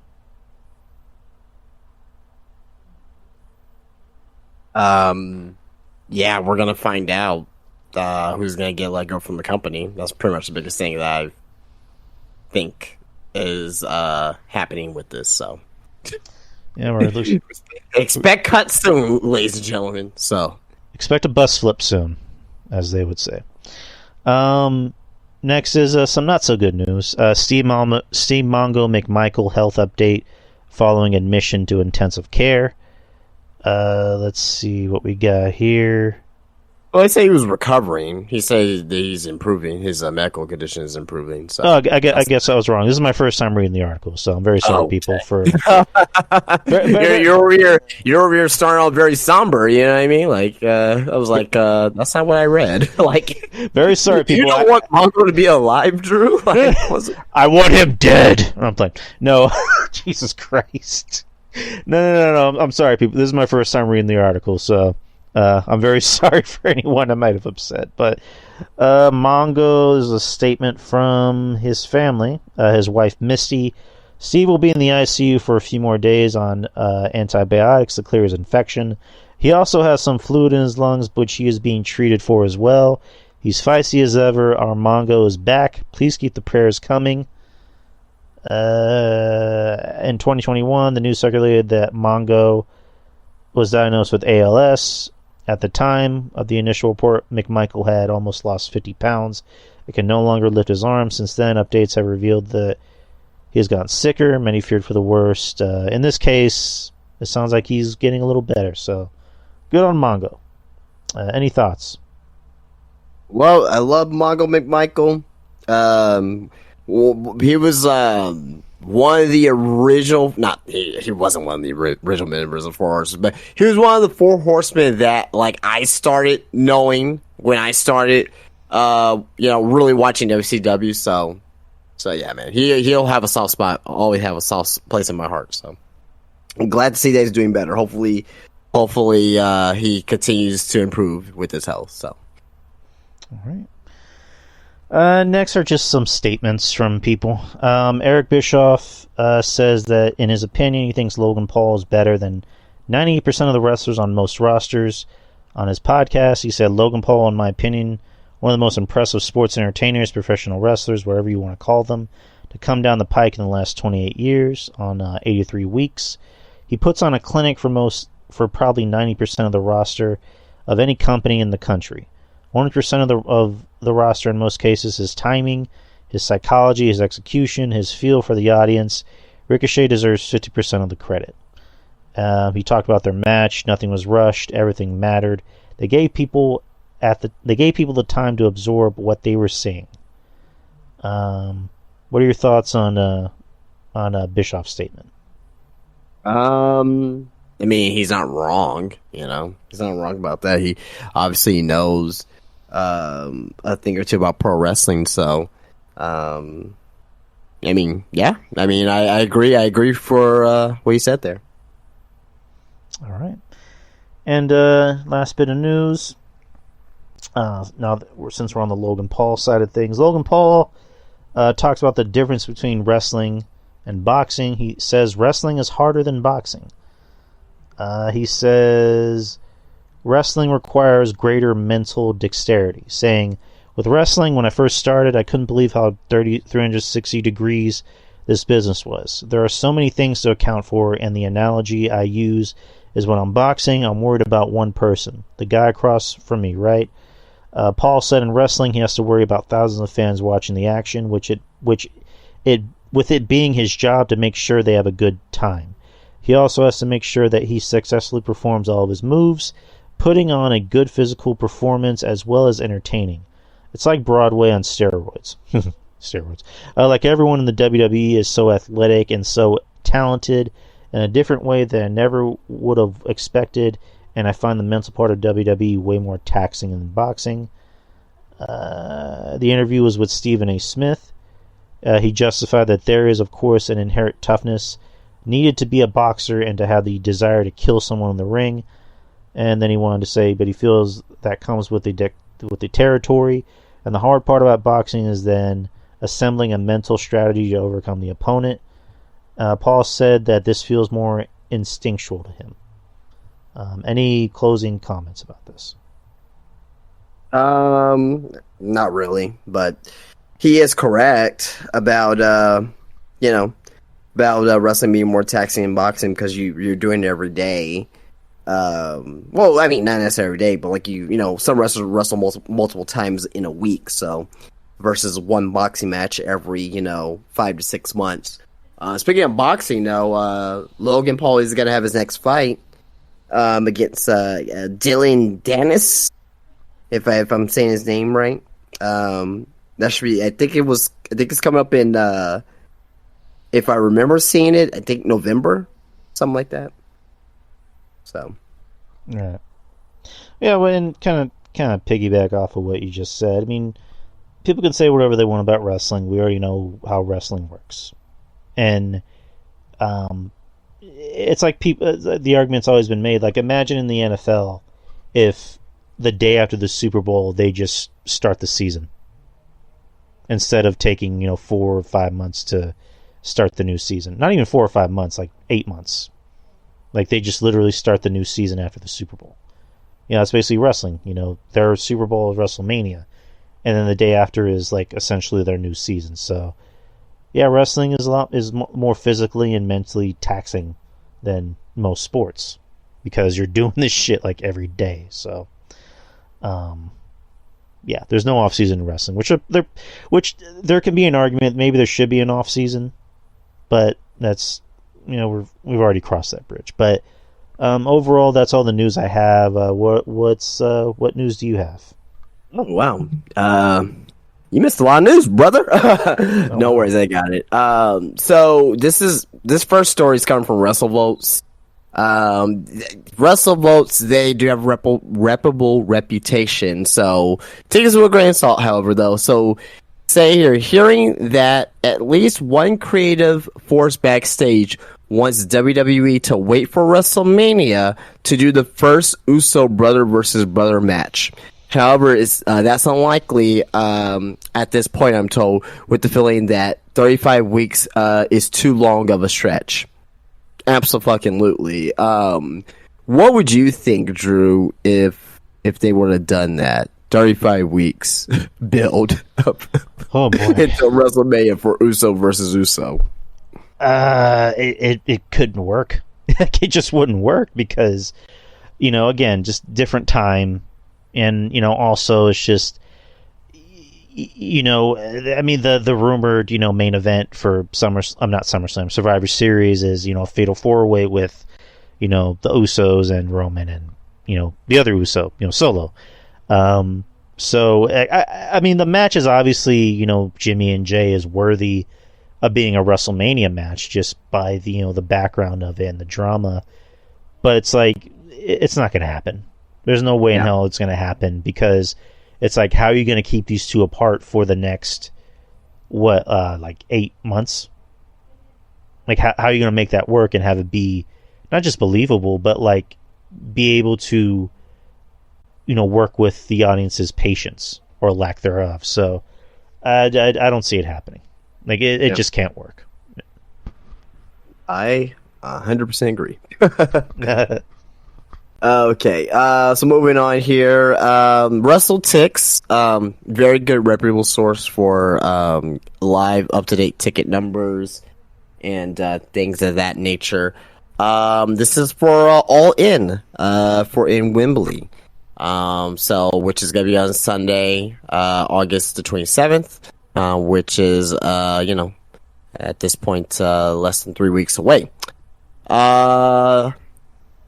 Available tickets left 4,702. The current setup is for 84,048.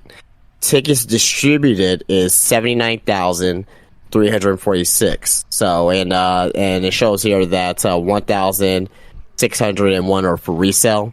So, but currently right now, it is past the record for the Summerslam '92 show.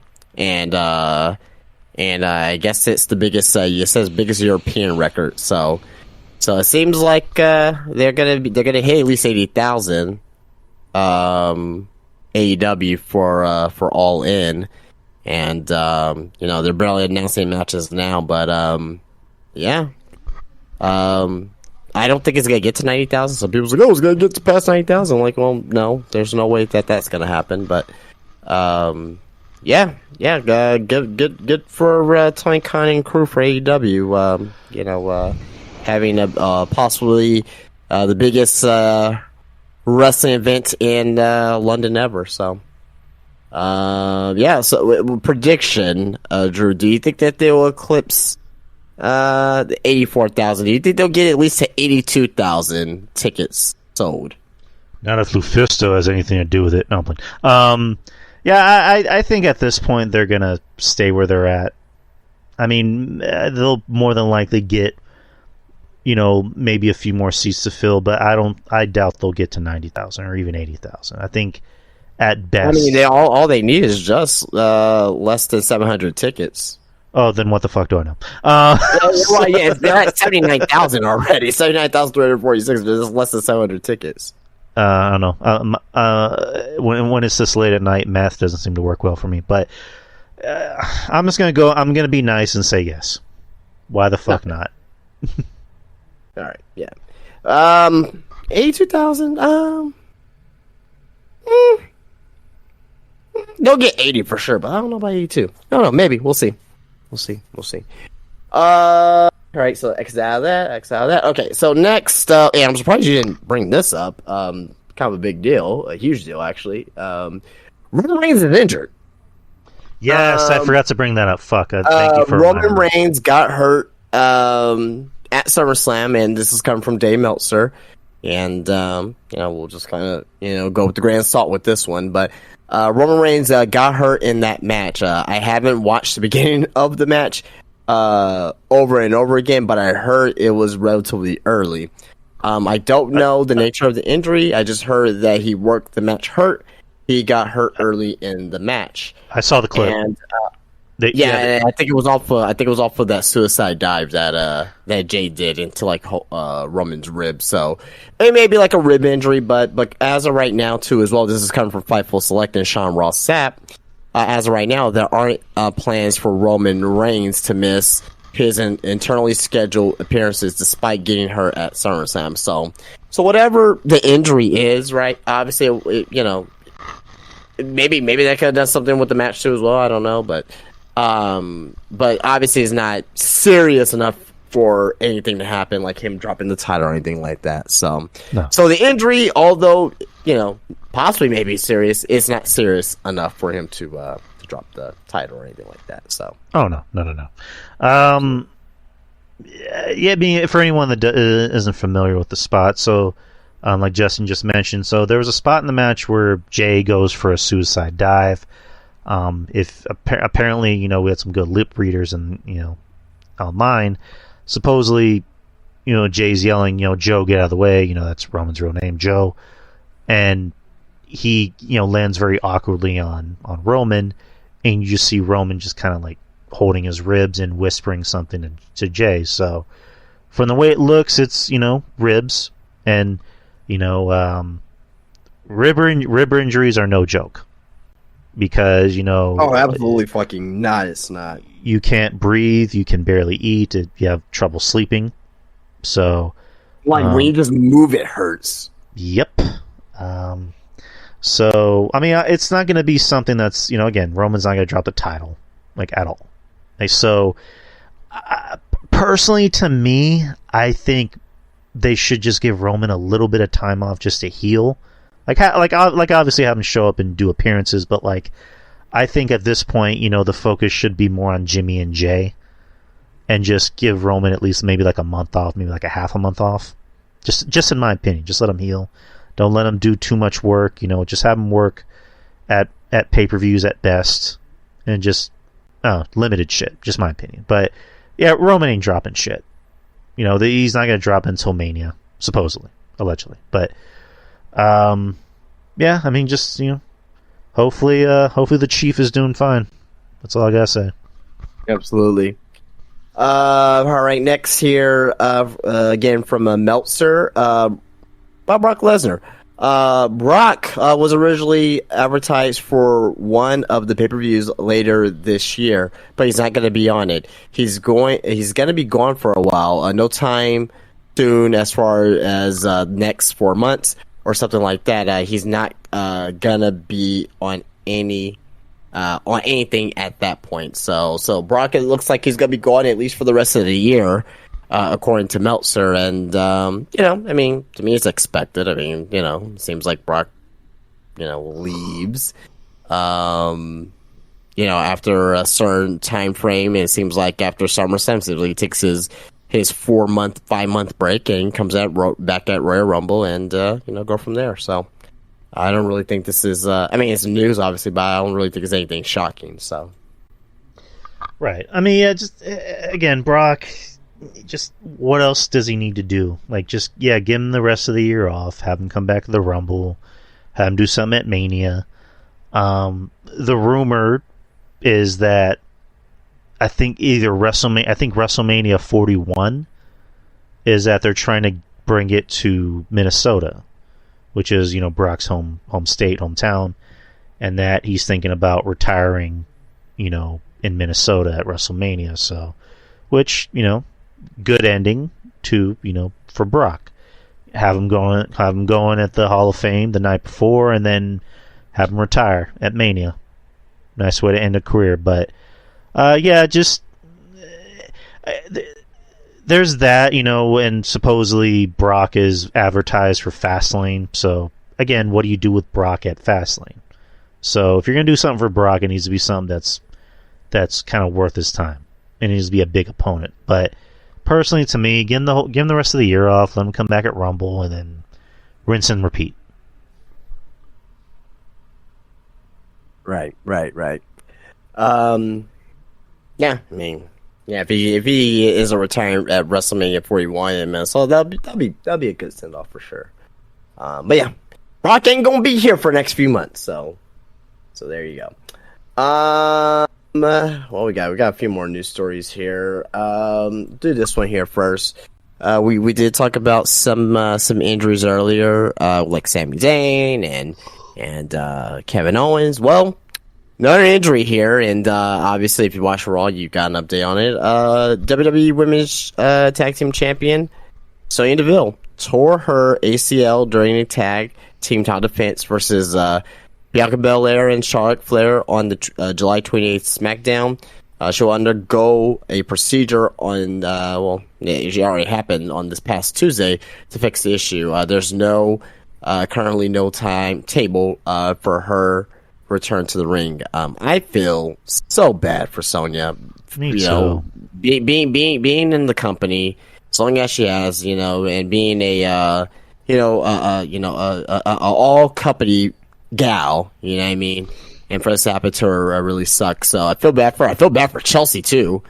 You know what I mean? Being that she just won her first title as well. So, but at the end of the day, to me, bloodstained disguise, get rid of these fucking titles. Get rid of the titles. Get rid of the titles. Get rid of the titles. Why? Why are these titles still a thing? These titles were never relevant at all. Like, at all. At all. Like, if you would have told me how long, it's been around for like 4 or 5 years now, these titles. Like, if these titles would have came out 5 years ago, let's say we didn't have these titles, right? Will we miss this? No, we will not.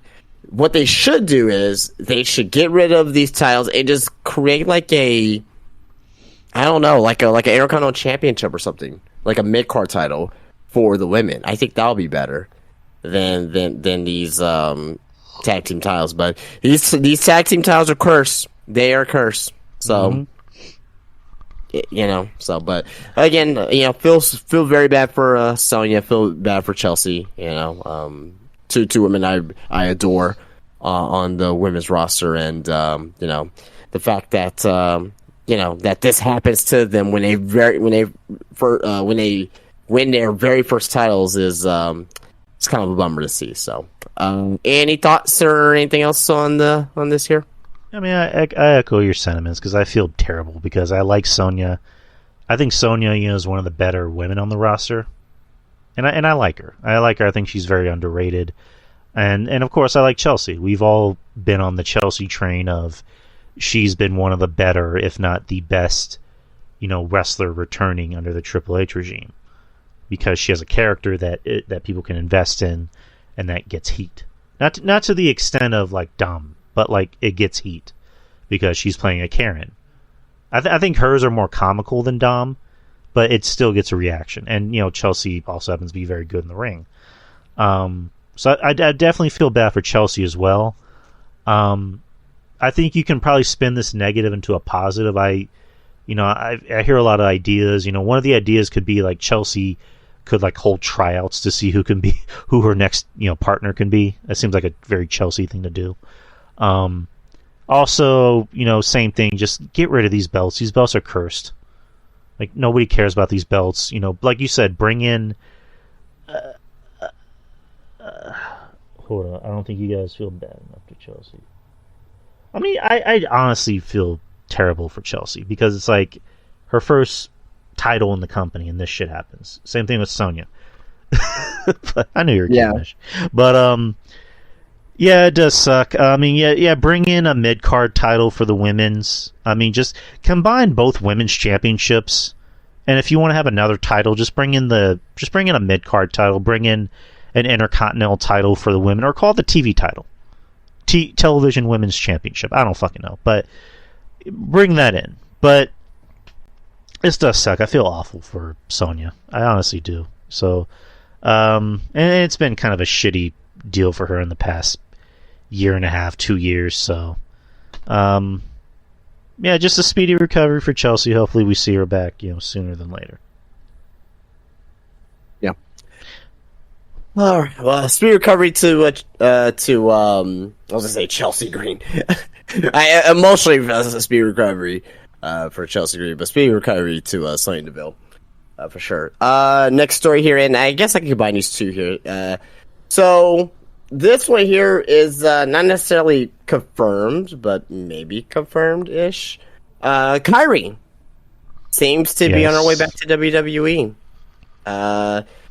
She announced, I believe, on Monday that she'll be taking a definite hiatus after her last matches in September to prepare for a new voyage. For now, her only dates are in All Japan and Sendai Girls, but it was said that there will be 2 more. And yeah, it seems like Kyrie is coming back to WWE.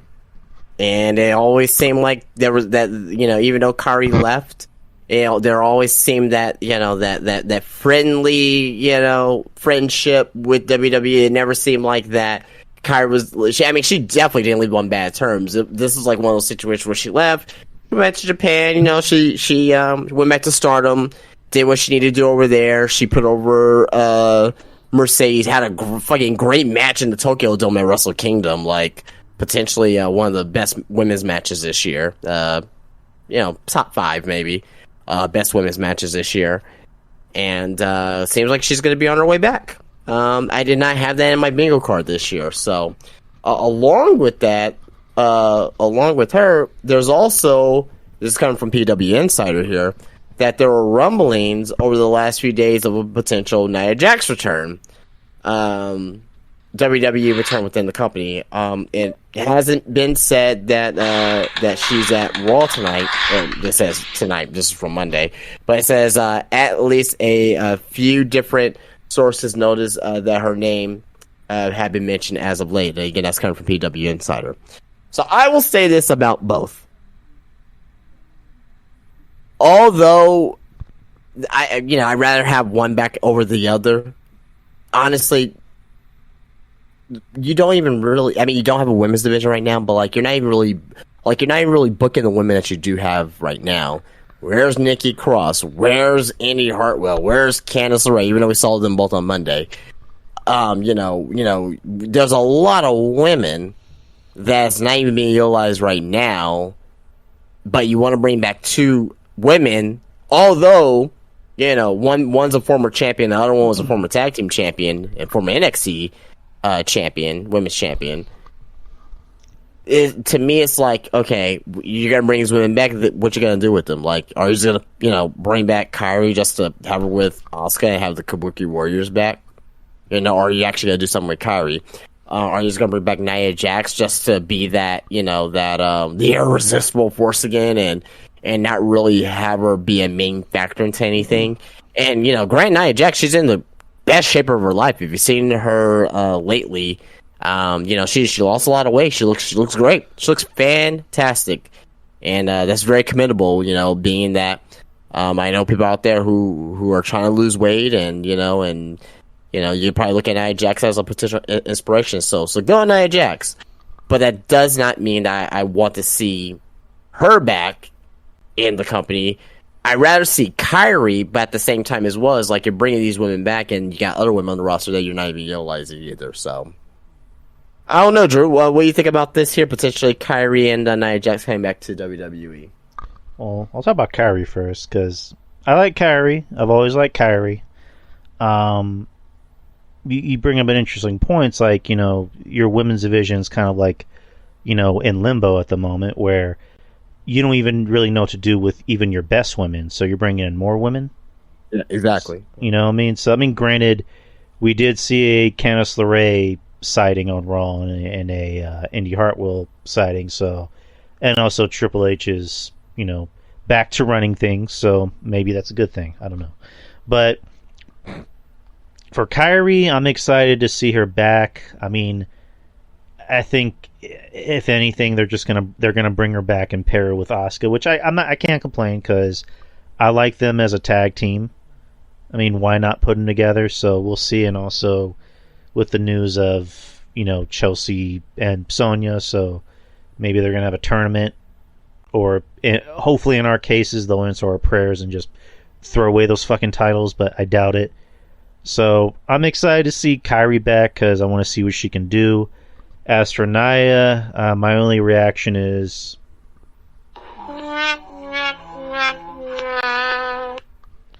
I have zero interest in seeing Nia back. I mean, yeah, it's good news that she's in the best shape of her life. Whoop-de-doo. She's an asshole. She got released because she's an asshole. She hurt women.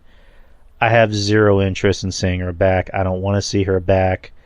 Nobody wanted. Everyone was happy that she got the shit beat out of her at the Rumble this past year. Unless she comes back with a new attitude. Unless she has a new attitude and she's not a complete a-hole. We'll see. But again, no interest in seeing Nia back. Just nothing. Don't want to see Nia ever again. Period. All right. So, got one last news story here. Nick Aldis was backstage at Raw. Apparently, wasn't confirmed that he was officially back there, but that's what was being told, that Nick Aldis was backstage at Raw as an agent. Now, remember last week I kind of mentioned, I mentioned a story of Nick Aldis having a back injury, had to pull out of some events or whatnot.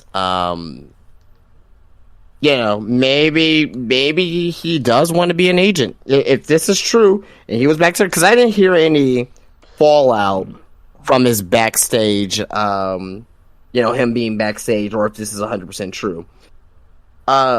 If true, I think it may tie into the back injuries. I think he may want to quietly retire because of the back injuries. But I don't know. But very interesting. If he was backstage as an agent, and my biggest thing is that if he is in WWE now and he's backstage as an agent, that's a huge get for WWE as far as having someone with the knowledge and the experience of a Nick Aldis to be back there. And obviously, him and Cody is won't say close, but obviously, they have a history with each other. So I think that'll be pretty cool to see them maybe work together in that capacity. So. Thoughts about Nick Aldis? Do you believe the rumor of him being backstage, or it was saying that he was in Minneapolis, but if he is going to be in WWE as an agent, how do you think that'll benefit for the talent backstage? It could be good, it could be bad. I don't know Nick Aldis enough. Just seen his NWA stuff, saw a little bit of his, well, not a little bit, but a lot of his, I just said NWA, TNA stuff, and Impact when he was, Magnus. So he seems like a very well-educated and well-spoken person that has a good mind for the business. So him being an agent, producer for the show, maybe it could be good, maybe it could be bad, I don't know. I'm surprised you didn't bring this up. Robert Roode was, apparently a producer on SummerSlam. So, how much of the show he booked, I don't know. So, but Nick Aldis, it's back injuries, like I was mentioning about rib injuries. Back injuries are no joke either. You look at Jason Jordan had a neck injury, but back injuries, depending on the person, could keep him out for a while, maybe even permanently. So, I kind of hope it's not the case with Aldis, because you look from now until Mania, you want Cody to do something, fucking throw Aldis in that mix. I mean, they have a history. You can bring that up, so that should be a pretty good match. And Aldis seems like the kind of wrestler that Triple H likes. So we'll see. But him being involved in the company in any form or fashion, and like you just said, if the news comes out that he wanted to be a producer or an agent, cool. But I kind of hope it's not the case that he has to retire. So, but him being in the company helps. I like that. Yeah. All right. Well, that's all the news that I had. I did had a game that I want us to try out and see how the how the viewers like it here and how the people here in Discord like it. So let me know whenever you're ready. Let's play the game. And that's what it is too. We're gonna guess Motorhead songs. No, I'm just kidding. I'm just kidding. Oh my god! Yeah, that'll be Triple H's favorite game. All right, so you're familiar with Mr. Jim Cornette, right? And his partner in crime, Brian Last, for their for their shows that they do, right? Correct? Yes, sir. All right. Have you ever heard them do a segment or a feature where they say what they do what's called guess the program? Yes, I have. Okay. So that's what we're gonna do. We're not gonna guess a program here. We're gonna guess the pay-per-view. Ooh. And I'm gonna run down a card, and I just want you to guess the pay-per-view. So run down the card, and you'll be like, oh, that is the 2002 King of the Ring. All right. And for bonus points, if you want to go with the city that came out of, city and state, that'll be even cool as well. Nothing on the line, just for fun, all right? Just just to give a shot at the title. A shot at the title. But shot the title. Shot the knowledge title. I don't know. Nice. But I'm gonna give you a free square on this first one. Okay, I have a few here, but I'll give you a free square on this first one here, and we'll go from there. So first match on the card here that I got for this pay-per-view event is the Intercontinental Championship match: Chris Jericho versus William Regal. Got a 6-man tag here of the Right to Censor of the Good Father, Val Venus, and Bull Buchanan versus Taz, the APA, and Farouk. Oh, I said the APA and Farouk. It is the APA, Farouk and Bradshaw. What the fuck am I talking about? The triple threat hardcore match for the WWF Hardcore Championship. Raven versus The Big Show versus Kane. A singles match for the WWE European Championship, Eddie Guerrero versus Tess. A match between Chris Benoit, or Vacant, versus Kurt Angle. WWF Women's Championship of Ivory versus China. You have a street fight. I don't mean to cut you off. Anyone in the chat, don't give me any hints. No hints, people. Please. That defeats the purpose of all this here. Continue. Street fight between Shane McMahon and Mr. McMahon. TLC match for the WWF Tag Team Championship. You have the Hardy Boys versus the Dudleys versus Edge and Christian. You have a gimmick battle royal of returning legends. Second to last match here, called main event. You have Triple H versus The Undertaker. And in your main event, no disqualification match for the WWF Championship, Stone Cold Steve Austin versus The Rock. The Rock. All right. You get one guess? One guess? This is WrestleMania 17 in Houston. Oh, wow. Who would have ever thought? I mean, God, I thought that was going to be the hardest one. Well, yes, it is. Well, I mean, when you said Raven versus who was it, Kane and Big Show, I was like, all right, that's WrestleMania 17. Yeah, no, this was a gimme. This was just to get our juices warmed here. So WrestleMania 17 from the Reliant Astrodome, and I'm so glad that piece of shit stadium was torn down in Houston, Texas. So. Mish is like, you remember it because of Raven? I'm like, Well, I mean, if you just started off with Steve Austin versus The Rock in a no holds bar or whatever match, I'm like, I mean, it's a dead giveaway. But like when you were starting off in the beginning of like Right to Censor versus Taz and APA, I'm like, okay, this sounds familiar. It sounds like a Mania. And then Jericho versus William Regal, I'm like, this definitely is a Mania, but which one? And then when you got to Raven versus Big Show and Kane for the hardcore title, I'm like, yep, that's definitely WrestleMania 17. There you go. So that was a gimme. It only goes up from here. All right, so next pay-per-view event. Here we go. I'm not gonna, and by the way, I'm not gonna be doing any of the pre-show matches or anything like that. This will just be all main card matches. So first match in the main card for this one. This is a 6-man tag of the FBI of Johnny Stamboli and Chuck Palumbo and John Cena versus Rhino, Spanky, and Chris Benoit. Okay. Tag team match: Scott Steiner and Tess versus La Resistance. Okay. Ladder match for the WWF Tag Team Championship: Team Angle versus Tajiri and Eddie Guerrero.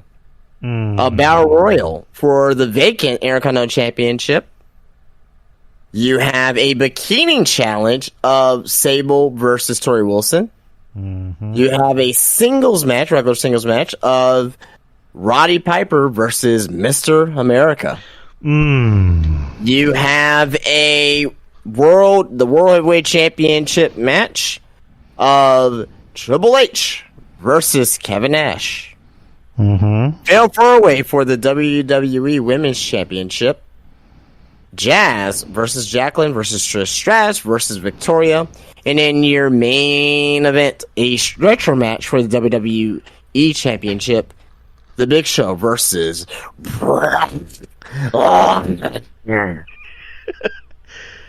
Okay. This is Judgment Day 2003. Oh, wow. That is correct. Judgment Day 2003. Would you happen to know the city?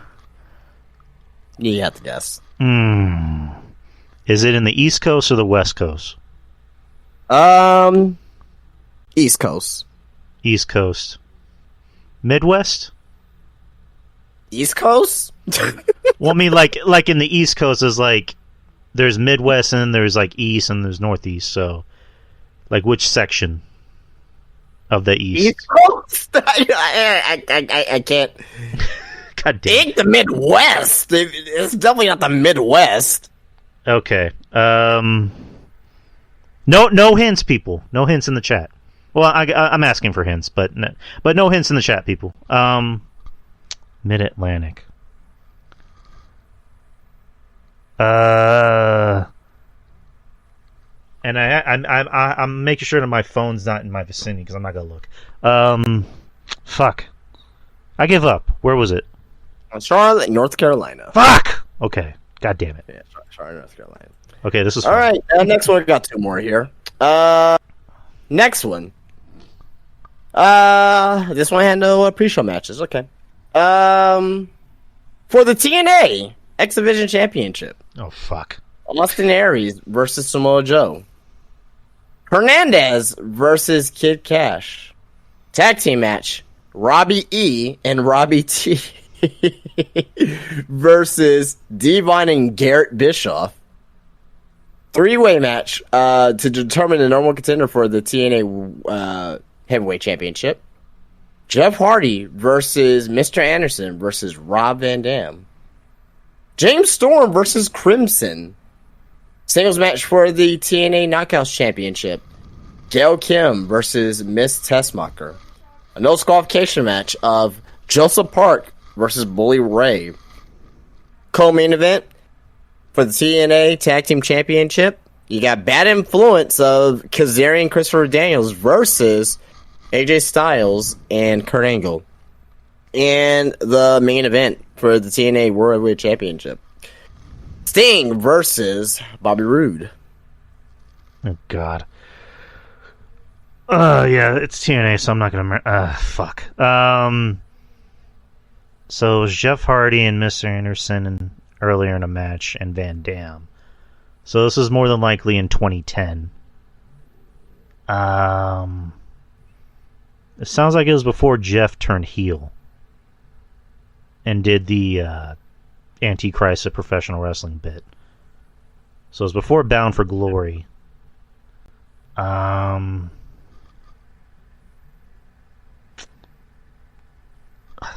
damn it. I'm just gonna guess. Was it Genesis? What year? 2010. Well, it's the wrong year and the wrong event. so it is Slammiversary 2012. Yeah, I'm way off. Jesus Christ. You want to guess the city? God. Nashville. That was a good guess. That was good. It's actually in Texas, Arlington, Texas. So. Okay, all right. Yeah, but that was a good guess though, because obviously they had a lot of pay-per-views there in the Asylum. Yeah. All right, so last card here. Skipping all. Jesus Christ, this one had 4 pre-show matches, but we'll start from the match on the main card here. Tag team match of Supply and Demand, which is the Godfather and Val Venus versus Mark Henry and D'Lo Brown. The Headbangers versus the Oddities. In a singles match, you have Owen Hart versus Steve Blackman. 6-man tag team match, you have the Job Squad, Bob Holly, Scorpio, and Al Snow versus The Brood, Edge, Christian, and Gangrel. A striptease match, Jesus Christ, Goldust versus Jeff Jarrett. Tag team match for the WWF Tag Team Championship. You have the Corporation of Big Boss Man and Ken Shamrock versus the New Age Outlaws, Road Dogg and Billy Gunn. Second to last match here, co-main event for the WWF Championship. You have The Rock versus Mankind. And in your main event, Buried Alive match. For the right to compete in a match, I almost gave it away, kind of. In a match to come up, The Undertaker versus Stone Cold Steve Austin.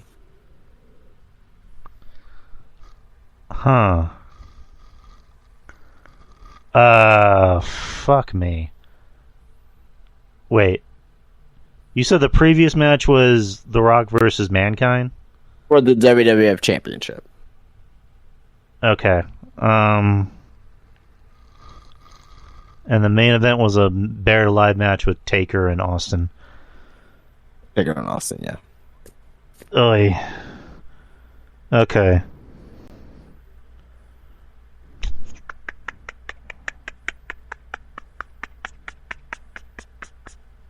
Okay.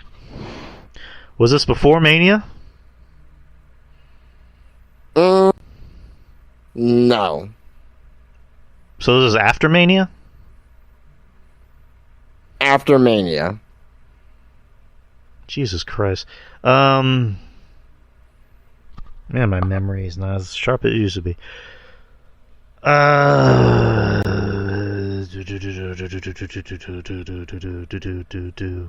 Was it... Was Taker still in the Ministry of Darkness, or was he doing the American Badass gimmick? Actually, no. You already answered my question. That's way too much of a hint. Okay, well, you kind of answered my question because you said the Ministry, the Corporation, was in a tag team title match. So this was during the Corporation era. So, you said after Mania, so I'm assuming this was 1999.